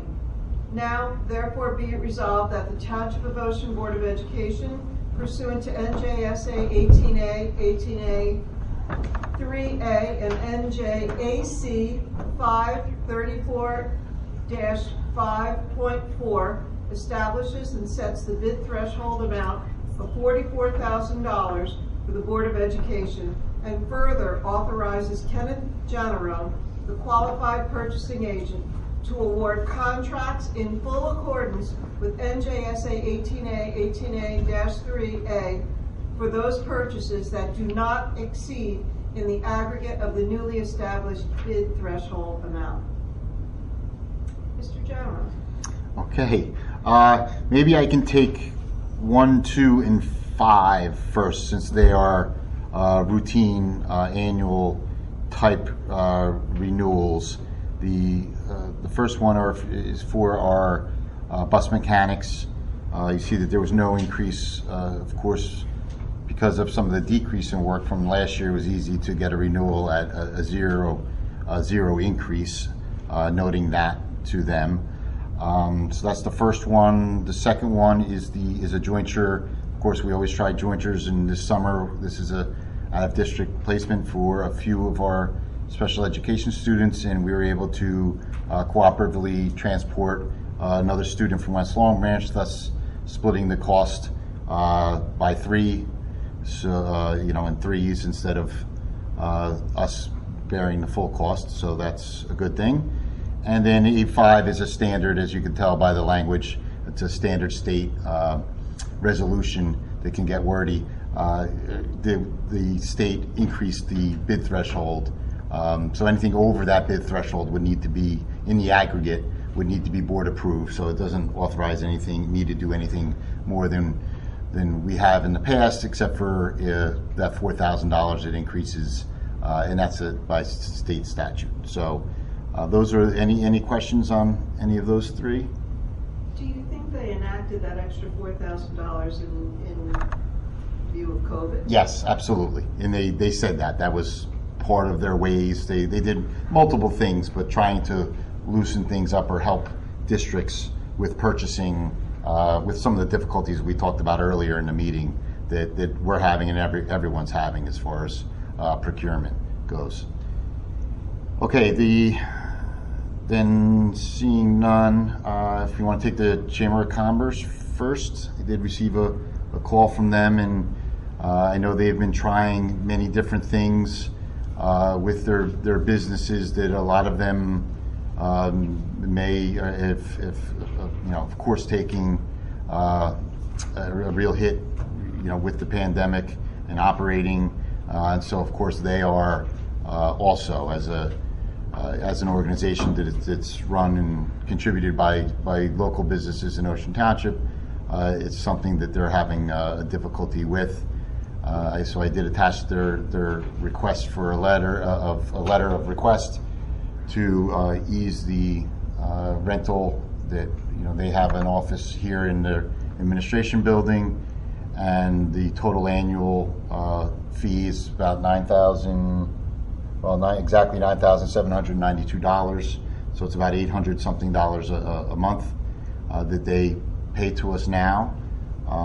So it's something they're asking for leniency or forgiveness while they're trying to raise money. Of course, it's not easy doing the things that they've done in the past as far as golf outings and things of that nature. So they're really coming on difficult times. So they're appealing to the board to see if there's any can be any discussion regarding forgiveness of rent. What did they do? They paid up until now? Last month, yes. Had no problem with it. No, I'm not. You're gonna have to speak up so the rest of the people can hear you. I don't have a problem with it. Thank you. Are there utilities that they pay and things like that? Is there any? No, this is that's an all-inclusive. It's an all-inclusive. Of course, a lot of the lighting and the things that we do anyway. It's basically an office in the building, and when we did this, we were looking for alternative revenue, of course, and it used to be what was it, Jim? It was a conference room, basically. It was a conference room. They've been here my whole time. Oh, okay, that's before you. Time flies. But yeah, it was a conference room that we were utilizing, and they were looking for room. They looked at a township. We said, you know what, come with us, and they pay us some rent, which is of course lower than they could get anywhere anywhere else, and they have, you know, use of some of our internet or you know, so it's really worked well over the years, but they're coming on hard times, so it's, you know, So do something we to want to think about. say maybe, I mean, does the board? I mean, we could always reevaluate it. You could come up with a. 3 a, months, 4 months, something yeah, like you that? could come up with a time frame and then charge me to reevaluate it, and I can talk to them and we'll put it back, you know, if it's a month or 2 months or whatever the board feels comfortable with, then I can contact them in the 2 or 3 months or whatever it is, and then we can have another discussion if you want to do it that Do way. we want to do it that way? Maybe have another discussion in, no, what are we in August? Maybe in November? Yeah, well, I think it's probably like you give it 3 months, but if the world changes quickly better, then obviously we're all happy and then we're all fortunate and then we can pick it back up, right? So a max of 3 months before we reevaluate. I agree, because their letter is very open-ended and says forgiven for the foreseeable future. So let's put a you know, kind of a 3 month, I think We'll go that's 3 fair. months at a time, or 3 months, and then we'll reevaluate how much longer we want to do. Yeah. Okay. Is everybody okay with that? Anybody against it, I guess I should say? No? Okay. All right, then the last item is a larger item, and you know, this goes back, of course, to specifically to the pandemic, and you know, everything we've talked about in task force meetings and Board of Education meetings and pandemic response meetings and all the other meetings that we've had, and it's something that has been a reoccurring theme. And when we talk about, you know, recesses, and you know, it's easy to say that we're going to disinfect and clean and disinfect, and bathrooms and frequent touch points, you know, light switches and water fountains and the things, doors and panic bars and stairwell handrails, and you know, it's easy to say that, but you know, when you think about the pure volume of that and the amount of custodians we have during the day, which is a much smaller number, with the students, and being able to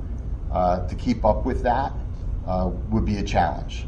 So this is something that you know, I personally think is something that we should do to really, and it's not going to solve all issues, but it's really going to help our staff be able to keep up with, you know, everything we've talked about. You know, lunches, especially now we're having lunches in the classrooms at the elementary level.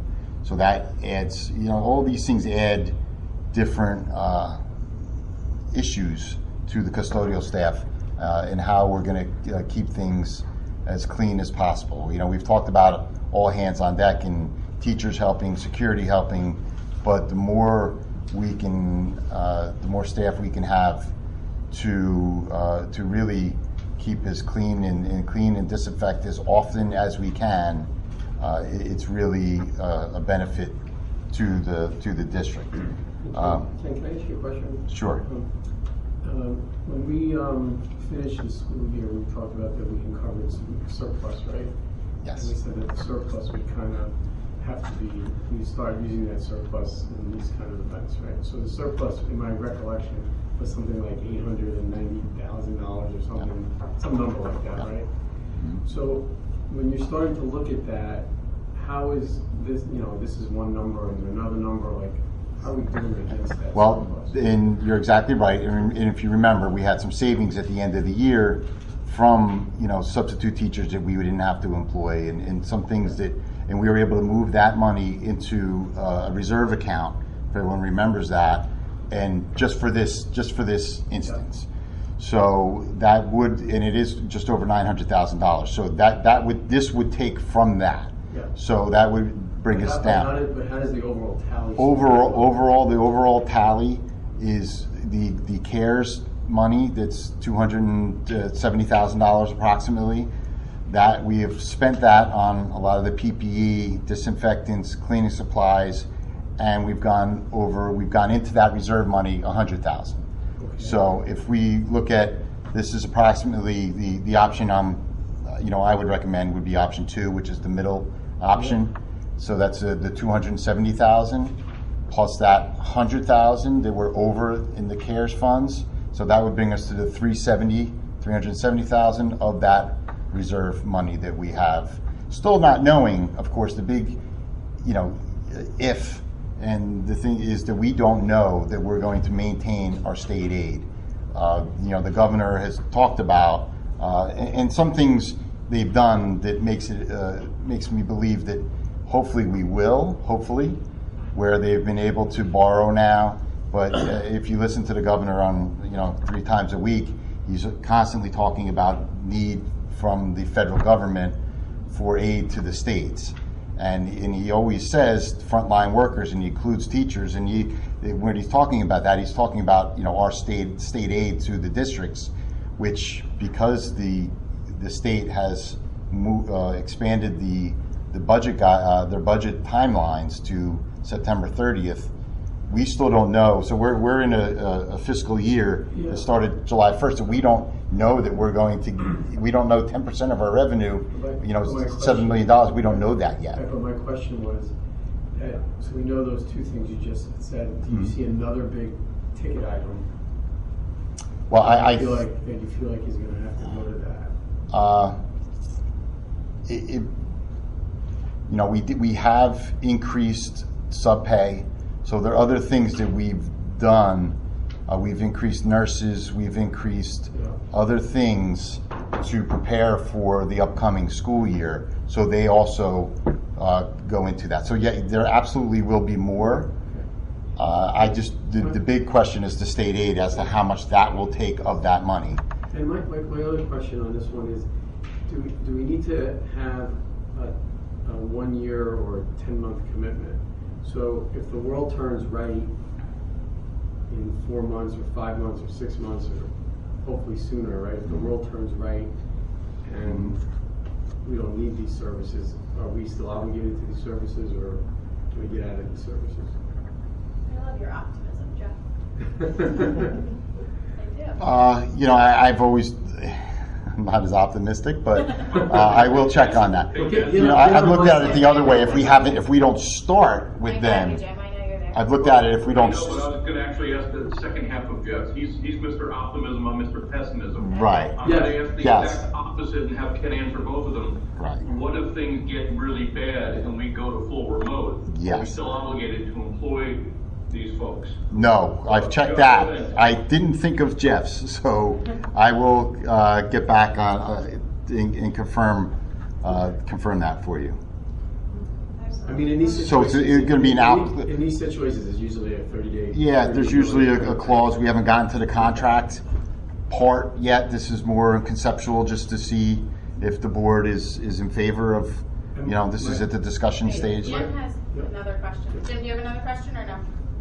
No, that was it. Okay, I just want to make Jeff sure just that's asked the other half of it. My very last question was, are you being conservative for where we are, or are you being a minimalist on where you think this needs to go? Like, where are you seeing on option 2? Like, where On which on the staffing. The difference between option 1, option 2, option 3. Are you being? I'm being middle of the road. I would not being conservative or I'm right in the middle. That's why I asked for the 3 options. One, I believe, would of course give the greatest benefit. The middle one is what I believe that is reasonable and that we will be able to do good things with. And then the third one would be, I think, cutting it close. So the only thing I would ask for is that if we found out that we needed to do more, that there's some method to up that with some notice, right? Yeah, I can double check that as to whether they could add staff if we found we needed more. And I did forget to mention this would also include, because I would take one of the smaller schools and have them during the day do a disinfectant of the buses also, even though we're having bus drivers, but to use our electrostatic sprayers. And so instead of just doing that once at night, we could do it midday also. So that was another thing I had on my sticky note. That was all I had. Ms. Fuller had something, right? Ken, in that option 2, it says if additional custodians are needed in the future, we can increase that. Okay, all right, good, so it's there. So if we do need more. All right. The other thing, you know, and Jim has talked about the trifold plexi shields. You know, they'll need to be cleaned. You know, so there are a lot of new things that are going to need to be cleaned. And really, one of the bigger things is also it helps us in case we have issues with staff also. So if if with custodial staff as far as attendance, or if they're quarantined, you know, we still need to be able to provide a clean facility no matter what goes on, and you know, and the unknown is what, you know, keeps us up at night. So we have to be prepared for that. Outlined in this, how does it compare to the rate of pay for our staff? The rate of pay is a little higher, but if you include benefits, it's lower. So these folks who work for Sodexo don't get benefits? You know what? I'm not sure as to whether they, for the year, whether they would get benefits or not. I can double check, but our benefits are certainly higher or more expensive. I'll double check. And I assume the cost is why you're saying to go with the contract. The cost, and as we, you know, and the temporary nature of it, as we've discussed, whether it doesn't happen at all, or it does happen, or as Jeff would say, everything's fine. So it's a temporary nature of it and the cost. Okay. And then not specific on this, but related to what Jeff was talking about in terms of surplus and what's already kind of taken from that surplus. Everything that we're talking about, the cleaning supplies and all of that, those trifolds, what are you projecting out as budget needs for all of that, assuming we stay in, you know, in this, you know, hybrid model in terms of all the wipes, all the masks, all the gloves, all of that? And I assume that also too, we're anticipating will come from that surplus that we carried over? Yes, that's the plan. Yeah. It's very difficult right now because the prices have really fluctuated. You know, where masks used to be a lot more expensive, they've, you know, the longer things are out there, the prices come down. Right. The thing, and we talked about this earlier, you know, the inventory and the use is a big question also, and that's what we talked about. You know how much, you know, how many wipes, and we talked about, you know, per student, you know, and how much they're using it. So it's difficult to calculate. We're trying to be as prepared as we can, but the prolonged estimates are difficult until I know how much we're going to be using on a regular basis. So I don't know. That's not a great answer, but that's where we are now. I don't have a good projection as to where we're going to be because how long is this going to last? But right now, you don't seem to be able to identify another big block. No, not a big block. No, no, because you're right. I mean, relatively, the mask numbers, the wipes number, those are small numbers compared to staffing, and could be compared to a cut in state aid. We also have the other side of the ledger, the loss of revenue. You know, we've talked about, not that the Chamber of Commerce is much at all, but you know, we lost revenue with Camp David. That's $230,000. So, you know, if you give me a little more time, I can have a better breakdown for you. You almost count the loss of the whatever from Camp David is almost like coming from that, right? We're getting to. And we have not, you know, we really have not. The board we haven't decided to open up the buildings for inside use. Outside use, we're still allowing baseball fields and rentals there, but. You know, we have churches, we have other groups that use our facilities, or used to use our facilities on a regular basis, and no decision has been made to allow them to come back yet or not. So that could be more of a revenue loss for the rest of the year, conceivably, depending on what we do. So it's a larger conversation but for right now, I wouldn't bring this if I didn't feel confident that we could do it, but there definitely needs to be more discussion and more detail breakdown for the board in the next couple of weeks. Well, the budget addressed by the governors August 25th, right? That's the night of our meeting. So right after that, our next early September 8th, is that our? Probably. Yeah. definitely by September, that'll be close to the beginning of school. I think I can really, have a good explanation for everyone on where we are financially by then. Jeff was asking about a big ticket item. Later on in our agenda, I see that emergency generator room. Would that be coming out of the surplus as well? No, that was a budgeted item that we were, and we'll talk about this later, but the original generator was a grant from the township.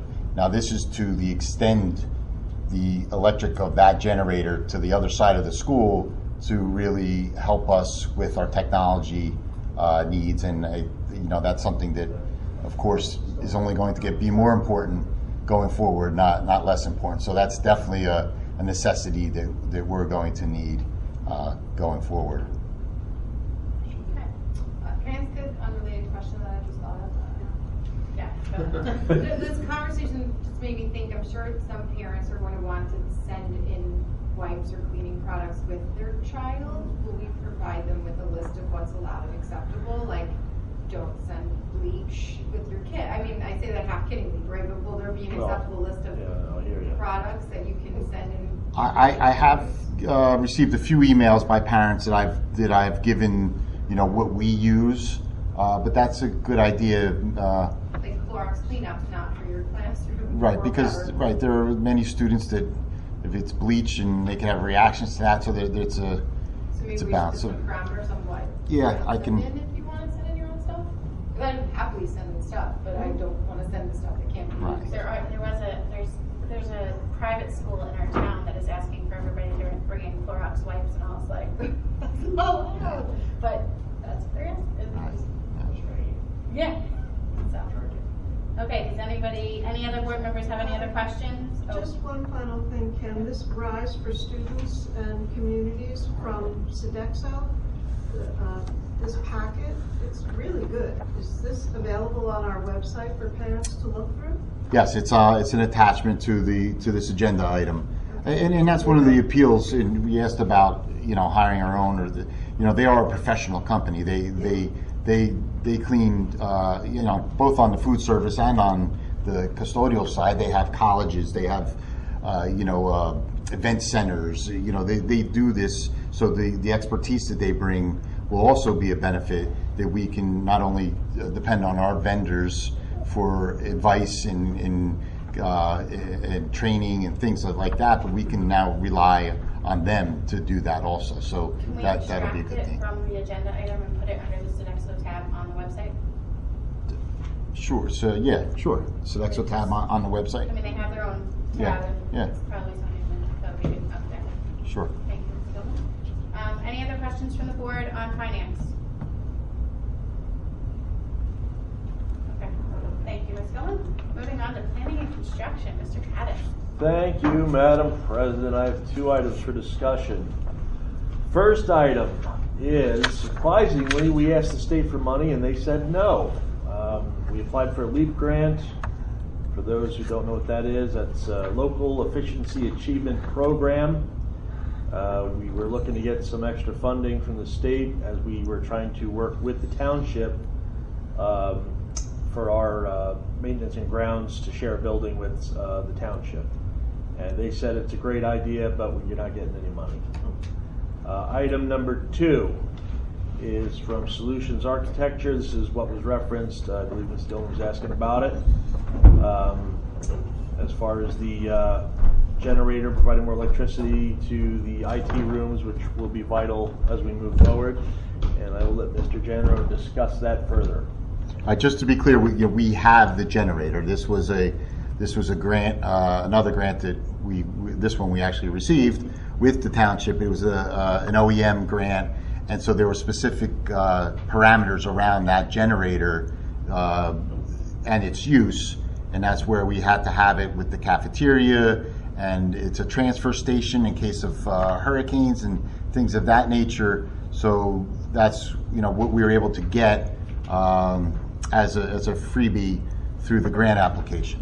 So now the next step is there's capacity, and we had our electrical engineers that reviewed it, and there's the capacity for that generator to power on the other side of the building, really the brains of our IT operation regarding phones, internet, networking equipment.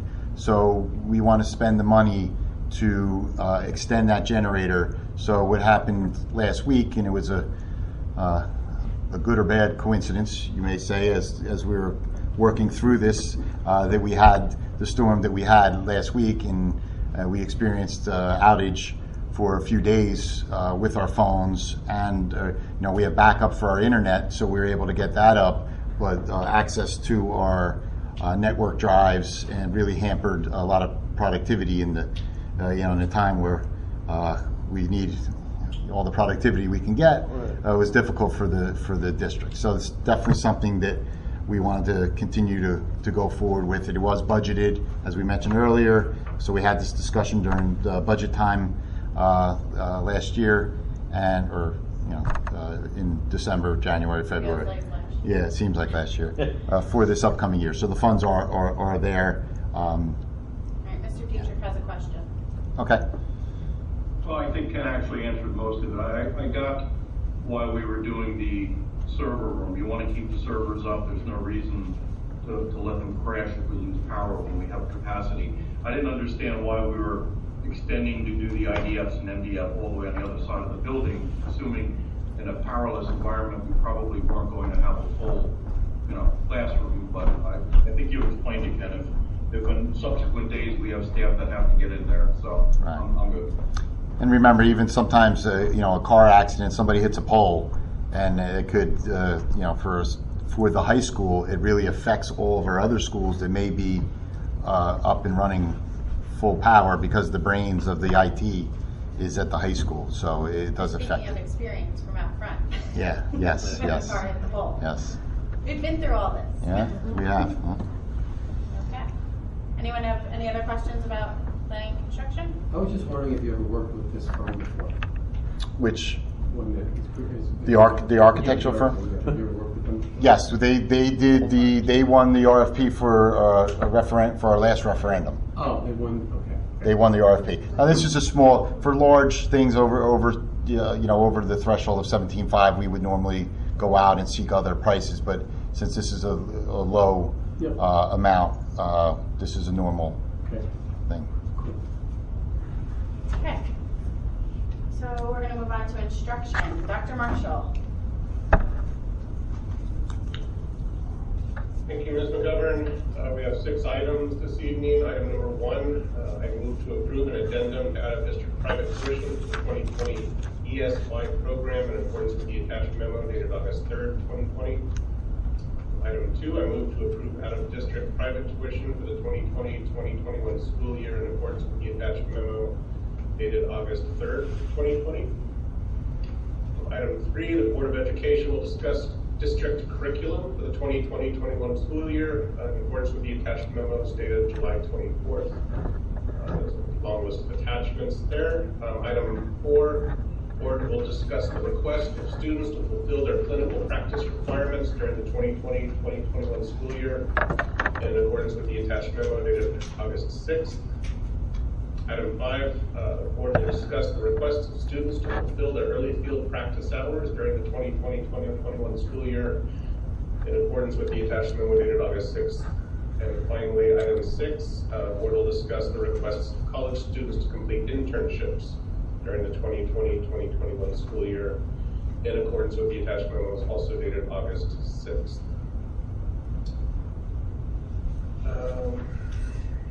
Pretty straightforward. Dr. Stefankiewicz, do you have anything to add on any of these items? Not particularly, unless there was specific questions. I had a question about chorus, chorale. Are we going to be able to conduct singing classes in that setting? Will they be outside? It's one of the things that the building folks are working on. But there's they'll have to make some modifications to what they do. Yes. Same with band. Yes. And dance. Yes.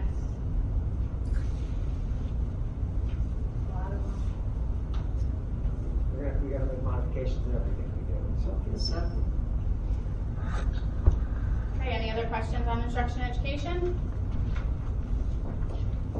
Thank you, Dr. Marshall. Okay, I guess that's liaison items 1 and 2. Second. Ken? Okay, Mr. Dietrich, Yes. Mrs. Fuller, Yes. Mrs. Gilman, Yes. Mr. Haddon, Yes. Dr. Marshall, Yes. Mrs. Parlamas, Yes. Mrs. Tallarico, Yes. Mr. Weinstein, Yes. and Mrs. McGovern. Yes. Okay, my items 1 and 2 carry unanimously. Thank you, Dr. Marshall. Moving on to personnel, Mrs. Parlamas. Yes, I'd like to make a motion to move items 11.1 through 11.5. Do I have a second? Second. Mr. Genaro? Okay, Mr. Dietrich, Yes. these are items 1 through 5. Mrs. Fuller, Yes. Mrs. Gilman, Yes, items 1 through 5. Mr. Haddon, Yes. Dr. Marshall, Yes. Mrs. Parlamas, Yes. Mrs. Tallarico, Yes. Mr. Weinstein, I'm gonna say yes, for 1, 3, 4, and 5, and accuse myself from, item 2, 11.2. oh, good. Yeah. Okay, and Mrs. McGovern. Yes. Okay, the motion's will carry. So, if it's okay with the board, I just like to acknowledge some of the folks that we just that you just approved, who patiently have hung in there for the last couple hours. Welcome to the district. So I've seen a few that were out there.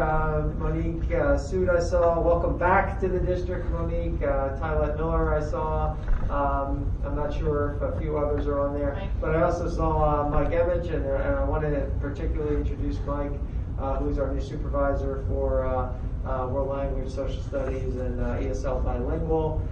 Mike comes to us from Rumson Fairhaven High School with glowing recommendations. Has done a lot of work. So, Mike, I think you're on. If you want to say hello. Yeah, I feel there was a lot that just happened. I just want to thank everyone for giving me this opportunity. I'm very excited to be joining the district. I'm really excited. I think we have an excellent team administratively. I think there's a difference between a resident and a native, I've been learning in this town, but I'm a recent transplant to Ocean Township. So I'm just really excited to be here, and I'm really looking forward to helping build on the strengths that we already have in the district. I want to thank you for the opportunity. Great. So no excuses about your long commute, okay? Yeah, exactly. Okay. Welcome to everyone. Glad to have all of these folks join us. And selfishly, I have to say, Monique, I'm happy to see you back. You were at Wanamassa when my kids were there, and I'm very happy to see you. So, okay. Is that it? That's it for personnel. Thank you, Ms. Parlamas. We'll move on to public relations. Mr. Dietrich. I have one item this evening. Board of Education Administration will discuss NJSBA's Virtual Workshop 2020 from October 20th through the 22nd as per the attached memo.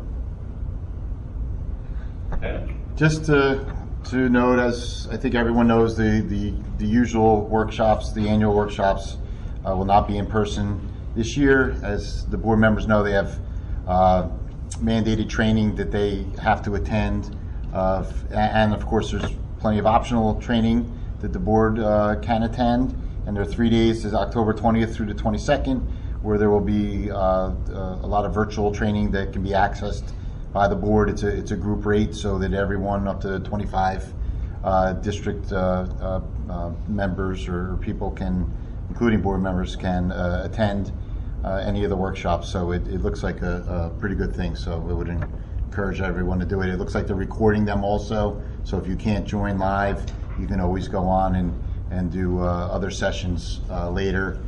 So I'll get you more information as we get closer, as far as registration and log on and things of that nature.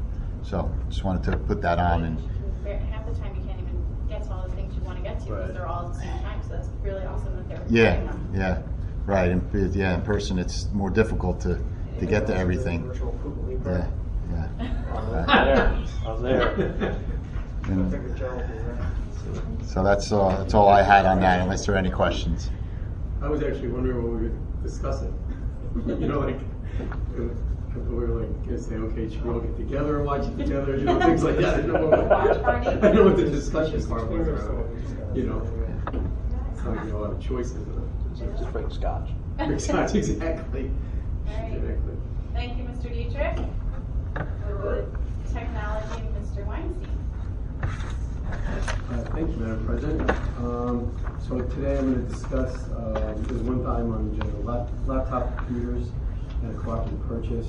The Board of Education and Administration will discuss the purchase of laptop computers for the elementary school teachers, Motion Computer Group, and Dell computers as per the attached quote. It's for 170 computers for the 3 elementary schools for teachers and administration. And I think we're a year behind actually our cycle in replacing the current lot. This was already discussed, I think, in some of the budget exercises by Ken in my call. And I think the only thing that happened is we got a newer version of a Dell computer than we first thought we were going to get, and we decided on the Dell computers instead of the HP computers. Yes, this was a budgeted item, so we discussed it in budget again, so it wouldn't have anything to do with any reserve or anything of that nature. And as always, Mike Hall, our network administrator, has gone back and forth looking for the best pricing between HP and Dell, and then the updated version. And actually, we had to change the version. So what you see on the agenda is the most updated version. And we had $113,000 budgeted, so it is about $10,000, under that. One of the things that we're running into is there's a big delay in getting computers delivered to us, right? So, because we're actually still waiting for the Chromebooks to be delivered, and we're a little concerned that this might take a long time. So we could have some discussion. One of the things I think we were hoping is that we'd be able to place the order and vote on it today. Unless there was a lot of discussion, if you wanted to talk about it and sit on it, obviously then we could do that. But it was, yeah, we could. I mean, we could. I mean, the dates are. It's not an emergency. Right, but the sooner the better. Anyway. Right. Yes. The sooner the better. So if you want to take a. Are there any questions? Does anybody have questions, or is anybody against voting on this evening? No questions, no problem voting? The violation of protocol because it's on as a discussion item? We just motion to... No, you can just motion to... I'm fine with it. Yeah, I put it on there as discussion because I didn't want to be presumptive to think that you would, if there are questions, then it should wait. If it gets fouled up, we'll just blame it on George. That's fine. You have some good ones today. Today. He's been not quarantined, but he's not. So does anybody have any questions about him? Jim, did you have any questions or anything about him? None that you want to hear, Jeff. That's terrible. So with that, I think what I'm going to do is I'm going to make a motion to approve this. What is it? 1113.1. So I make a motion. Fuller. Okay. Okay, Mr. Dietrich. Yeah, I'm a no. Why? Why you know? Doesn't matter why. It doesn't matter why. Okay, Mrs. Fuller. Yes. Mrs. Gilman. Yes. Mr. Adam. Yeah. Dr. Marshall.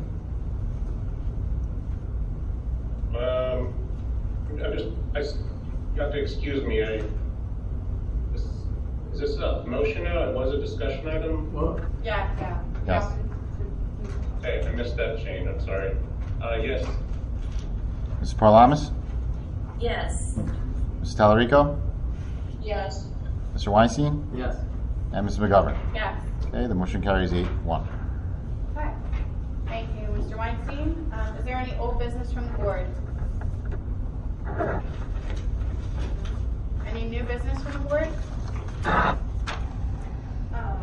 guess it's somewhere between old business and new business, but kind of on the topic we were talking about in terms of getting computers and everything. how are things looking in terms of getting the equipment into the classrooms, cameras, et cetera, for remote instruction to be able to take place? Specifically the webcams? Yeah. We are working on it. The original delivery date was August 15th. They have not promised that they will fulfill that yet.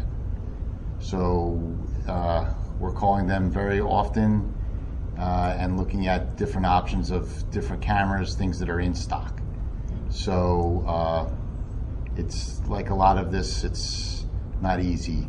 Webcams are one of the harder things to get. Wipes behind, or right, probably ahead of wipes, and Chromebooks too.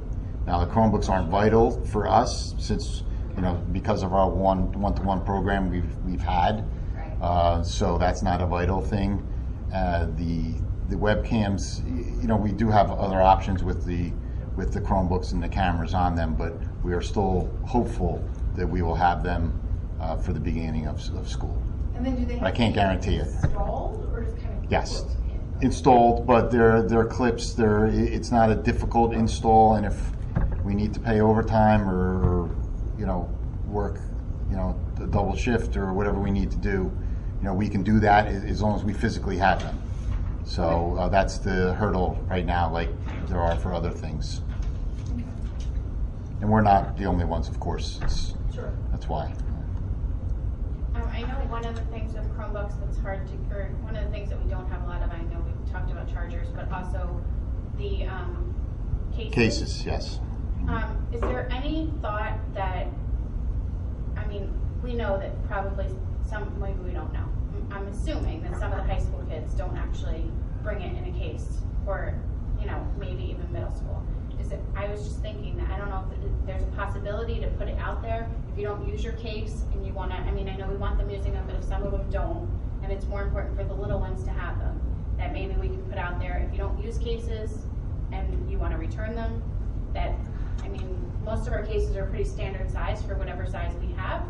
So maybe, it's just a suggestion to maybe put it out there to the high school and the middle school kids, maybe, well, maybe not so much, but whatever. You can figure, you know, just a suggestion. That's certainly been a topic, and there are different versions between sleeves and cases, and so I know Kelly and their team and the principals are all. I mean, the ideal situation would be that we would get one for everybody, but if that's not going to be the case, and we're really worried about the little students, younger students, I should say, that we could maybe see if there's something. I don't know if you want to encourage that. I just remember, you know, my laptop, just carrying it from room to room for homeroom without the case, the screen was down and it cracked. Right. I had to Well, have I'm a not saying repair that, done. yeah, but I'm sure there's a ton of high school kids that don't. I think we should encourage them to use it to cut down on the repairs, not give them away. Ken, how many webcams are you trying to get? I think we have 400 on order. Don't quote me on the exact number, but in that area. So basically one for every classroom.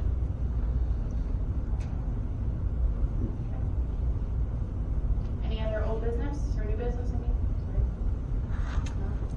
Anybody? No? Okay. So at this time, we're going to move to public comment on any item. So would anyone from the public like to comment at this time? And again, please don't put it in the chat. Please let Mr. Dietrich know that you have a question. He'll be happy to call on him. Mr. Dietrich. Okay, I'm going to start with Cindy. She had something in the chat that I didn't see prior.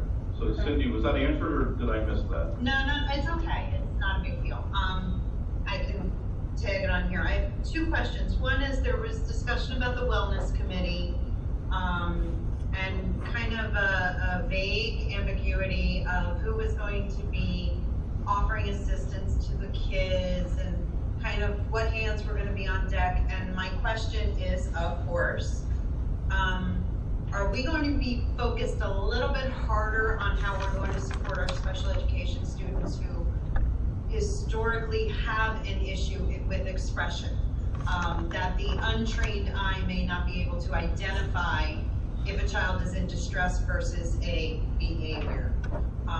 Do we have a plan for that? Has that been discussed? think has that been discussed at our committee meetings at that level yet? I haven't been in all the meetings. Yeah, I don't think it's. I don't know that there's, I mean, Jen can answer. Yeah, We have to raise our voices a little bit because everyone's. There's 4 parts, Jen, I think, right, there's 4 parts to the meeting, so we had the first 2. There are 4 critical Right. points, we're not at that point with the student planning, we're still getting through the initial, part of where we're, identifying our resources and different things in the district, the foundation of it. Next part that we've been discussing is the staff support, and then from there we go on to the student support, but absolutely there will be SEL that fits all shapes and sizes, and there's a variety of members on the committee that have a lot of experience and expertise in all different kinds of learners. Do we have people on the committee who actually have different kind of learners? I do not know everyone's current personal information. I don't know. Okay, because that may lend some insight, because the experts don't always recognize if there's a specific issue. Thank you for answering that, and I just hope that it's taken under advisement if it hasn't been or thought about. The other thing is, in the conversation about gloves and PPE or not PPE, have we taken into account latex allergies and making sure we have non-latex equipment available in case we need it? Yes. Yes. Excellent. We have both types of gloves. I forget the name of the other one. Fantastic. Yeah. Thank you. I like that thumbs up. Okay. Anyone else, Mr. Dietrich? Yes, Alex Hayes. Go ahead, Alex. The 2 questions. Have we followed up on the Wi-Fi test? And are we gonna, or how much are we increasing our network capabilities? Remember when we had that pretty bad Wi-Fi issues at the last web meeting, and we brought up how are we handling the classrooms with teachers broadcasting remotely to students. So, and then I believe it was Mr. General said there would be more Wi-Fi testing with more than just a couple of classrooms. So have we done that? Yeah, the first part of that question is the bandwidth, and the bandwidth has been increased from 2 gigabytes to 5, so we have more than doubled it. It just started actually this week, so that was something that we were able to increase. And then the other part of that, TTI Wireless is doing a, much like we were doing with our HVAC contractor, they are coming in and doing a wellness check on our wireless system and any tweaks that they can do to make sure that the coverage is there and it's working as the best to its ability. So those 2 things are going on. Well, the one is complete, the bandwidth is complete, and the wireless is in the process. Okay, well, and what's the status of how teachers will be able to project in the classroom? Will they be having lavalier mics? Will there be stationary mics? Will the teachers literally have to hold the microphone all day long so that they can be heard by the students? Well, the webcams are similar to this, correct? Yes, the webcams have a microphone. Yeah, so the webcams, it's like where right now nobody has an actual microphone. There's a device. I mean, I don't know if I can flip you around. There's a device that it has a central eye camera with, it looks like speakers on either side, and we just speak into it, and we hear you from it. So it would be like that. Okay, we just can't hear it. It's making very well, so I just. Well, the problem is that again, we're trying to get everybody on camera, so we are ordering a new camera, but It's far away is the problem. far away Yeah. at this point. As you can, I mean, it's. You don't have to hold anything. Nobody's gonna have to hold anything. No. Ken, will the necklace microphones integrate into that? Without, I mean, those are for amplification in the classroom. Yeah, They can still use those. for I mean, they don't. purposes? Yes, they'll still use. So the elementary levels still have the amplification system, the sound amplification system. So that will certainly help project it. the microphone, it'll be picked up. Pick up better. But there's not a direct No, I know. line, I but meant, yeah. yes, absolutely, that will help. Yeah. Okay. Thank you. Okay. The issue of childcare is a article. What are parents going to be doing this 3 days during virtual schooling for many families? And I know it's a commitment in this back to school task force to provide parents with like a list of resources. Wondering when we're going to get that, and if we've heard any more from the rec department. I know they're having that Wednesday, $500 for the half year. You can send your kid on Wednesdays if you're one of the chosen few that signs up tomorrow. So are there any other options for parents? We are still working on that, and hopefully we can provide something, by next week is the hope. But the rec department, it's a personnel issue. We actually put something out for them to, like a job posting to try to, try to solicit more folks for them to be able to hire. As of right now, the Wednesdays is the only thing I know that they're doing.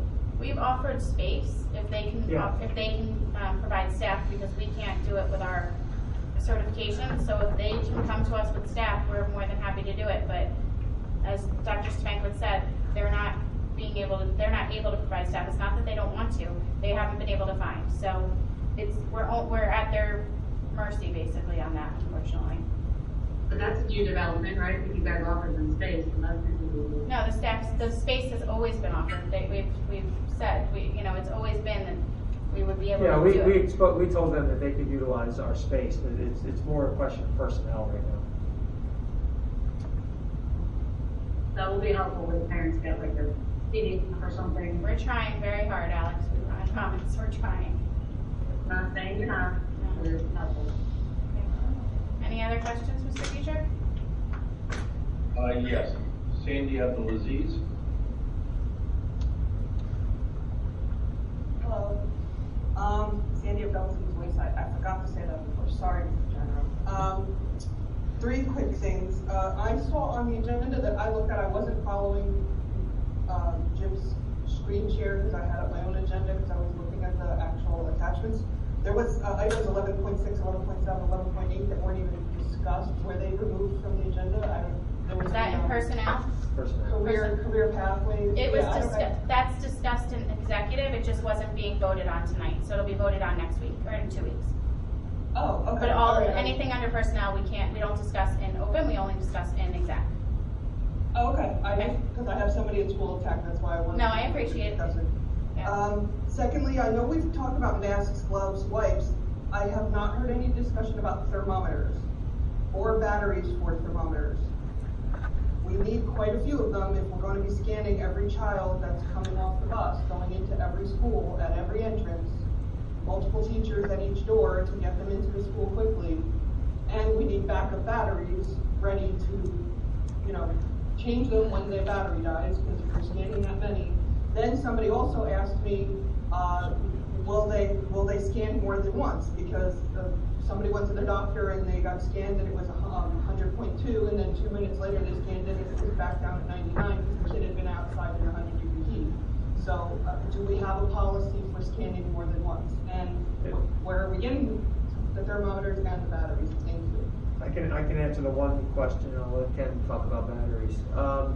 If we get a temperature over 100.6, then the child is basically isolated, placed under like a tent area, like a shaded area, and asked to basically stay there for at least 5 minutes, and then they're rescanned to see if the temperature comes down or if it's maintained. So we would be able to anytime we get a fever or a temperature over that number, we're going to double check it. Batteries? Well, thermometers, we do have kiosks that are coming, hopefully, for each of the main entrances, where they'll be able to walk up to the kiosk. It'll read them, and a green light or red light will come on. But we also have the thermometers are something that we ordered early on, and we were able to get the no-touch thermometers for other entrances and other uses. So we do have the thermometers, we will have batteries, and we do have the kiosks, and we also ordered tents, as Dr. Stefankiewicz mentioned, so that they can, and each principal and their team are working on the procedures as to where students are going to go for rescanning, with the nurse, in conjunction with the nurse, and all of those detailed procedures are being worked out or finalized with the principal at each school. Should the fact that they will be rescanned be publicized somewhere in one of the documents or something like that? That's some of that's going out in the guidance that the principals are sending out. Okay. And then my last thing was I had parents approach me. It kind of follows on, I think Janice was talking about this, follows on with kids bringing their own supplies in, like wipes and stuff. Parents wanted to know, some PTA people, parent associations wanted to know if they can collect items, like if you get a list together, can we do collections so that the school doesn't run out or a particular classroom doesn't run out? Yeah, if we're putting together, I mean, we were going to put together a list for parents to be able to send things in. We could just send it the same list, so we can certainly make that available. Yeah. Sure. Thank you. Okay, thank you. Mr. Dietrich, anybody else? Yeah, Russ Williams. Go ahead, Russ. Yeah, how you doing? If my daughter goes to remote learning, will she still be receiving her speech? And would that be in a breakaway room or while class is going on? Or is there going to be a lot of time where she's not missing regular class? And would it be an individual or paired? Because she was in the summer program and she did the paired speech and it just didn't go over very well. Jen, can you answer that, please? Hi, yes, your daughter would continue to get the services that are outlined in the IEP and in accordance to what is required. So if she was scheduled to get a one-to-one individual speech session or a group, it would depend on what's in her IEP or his IEP. I mean, her IEP says individual, but I know with everything going on that they went to the pairs, but the pair just didn't work. She would talk when the other kid was talking and they didn't know who was muting who, and it just turned into a little bit of a mess. But I understand that she'll continue to get her speech. Is that going to be in a breakaway room, or is it like during regular class? It would be in a Zoom or Google Meet with the speech therapist. While regular class is going on? I'm not sure of the schedule at this point. Okay. And also in the survey, I saw a mention of the Chromebooks. Did someone elaborate on that? I know you guys were just talking about the cases. Is she supposed to have that? Because I mean, I'd love to have my laptop back, but. And what grade level is your child? Pre-K. Right now, we don't really have one-to-one on pre-K, but we're trying to work that out because we're one-to-one from K to 12, but we are trying to work on options with pre-K. Okay. Thank you very much. Thank you. Mr. Dietrich? Denise Bond. Hello? Yep. Okay, can you hear me? Yeah. I don't want to sound hostile or anything like that, and I appreciate everything that you guys are doing. I'm sure it's not easy to figure it all out. I'm worried about the safety of our kids, and so I just wanted to know, well, I don't believe, I think it was like a retired police officer, will they still be in our schools? And also, regarding the mask and trafficking, and obviously it would be very easy for somebody to grab a kid and hard to identify them since they'll be wearing masks. Also with the outside classes and the masks, are they required to wear masks outside? Because that would obviously pose more of a threat to us as parents if police are not in our schools and it's easy to kidnap a kid and it would be hard to identify them with a mask on their face. Also, if everyone's complying with the mask wearing, who will take responsibility for any health problems other than COVID if kids do develop health conditions directly to or from wearing the mask? Who will take that responsibility, full responsibility, for any health condition? Well, we will have our Class 3 officers as well as our security officers that are currently in our schools will be there throughout this entire school year. They are still it's going to be the same as it's always been. As far as masks and being outside or any sort of kidnapping situation, I would hope that our security and our teachers and everybody are, I would know, not even hope, are keeping. And if I may, if they're outside and they can be socially distanced, then they can remove their masks. But if they cannot ensure social distancing outside, they would need to keep their masks on. Okay, yeah. And and during things like parent pickup and stuff, there's always staff outside, and and correct me if I'm wrong, but when you're picking up from an elementary school situation, you're signing children out. Now it will be a different sign out than before. You won't come into the building, but there will still be sign out procedures, and we will know who children can or cannot go with. So all of the safety precautions that we take on a daily basis, masked or not masked, are going to continue to take place this year, even with COVID. As far as who's going to take responsibility if your child is masked and they get sick from something else,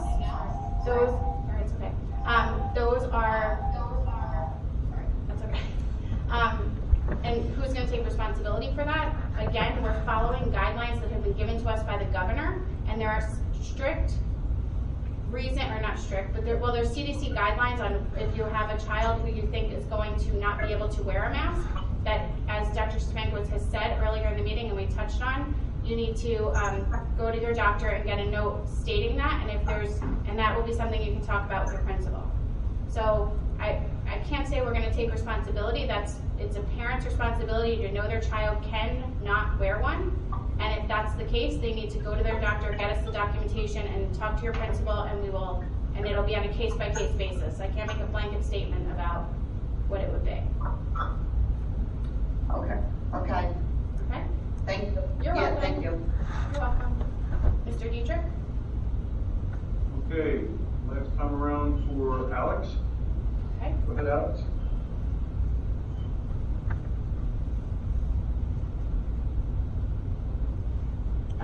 Sorry, I couldn't unmute myself. I'm just bringing back to, I believe, the last before when the Board of Ed approved $100,000 for the child study teams to kind of catch up on the backlog of the IEP evaluations. So I'm wondering, perhaps Ms. Zona would know.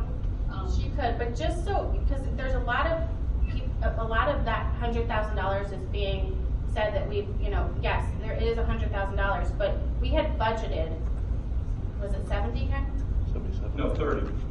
We had budgeted, I'm sorry, I had it opposite. We had budgeted 30,000, so it's, yes, it's not saying that 77,000 is not a lot of money, but I'm saying, but it's not, the 100. But Ms. Zona, if you can speak to, Alex, do you want to know how many, what exactly did you?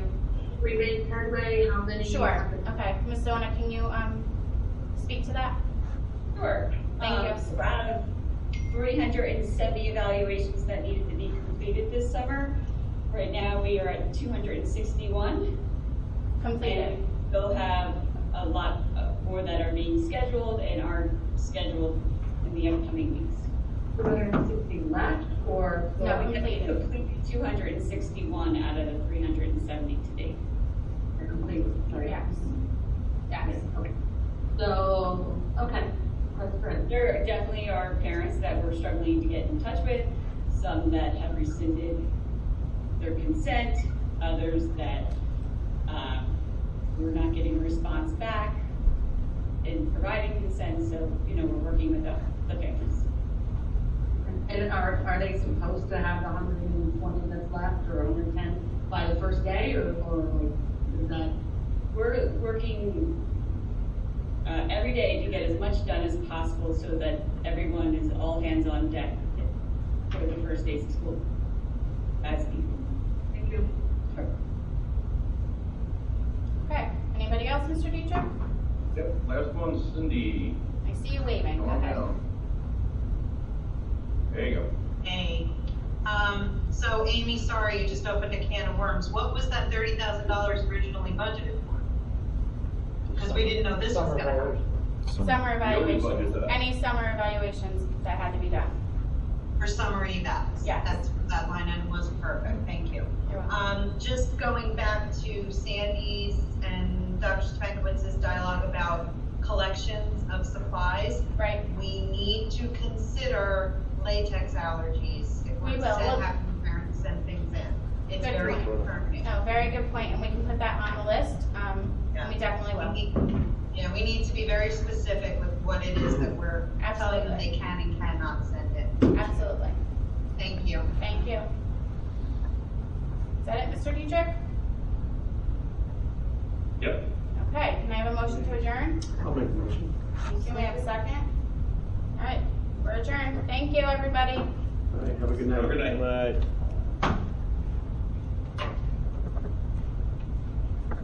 night. Wait, Joe, wait, Joe.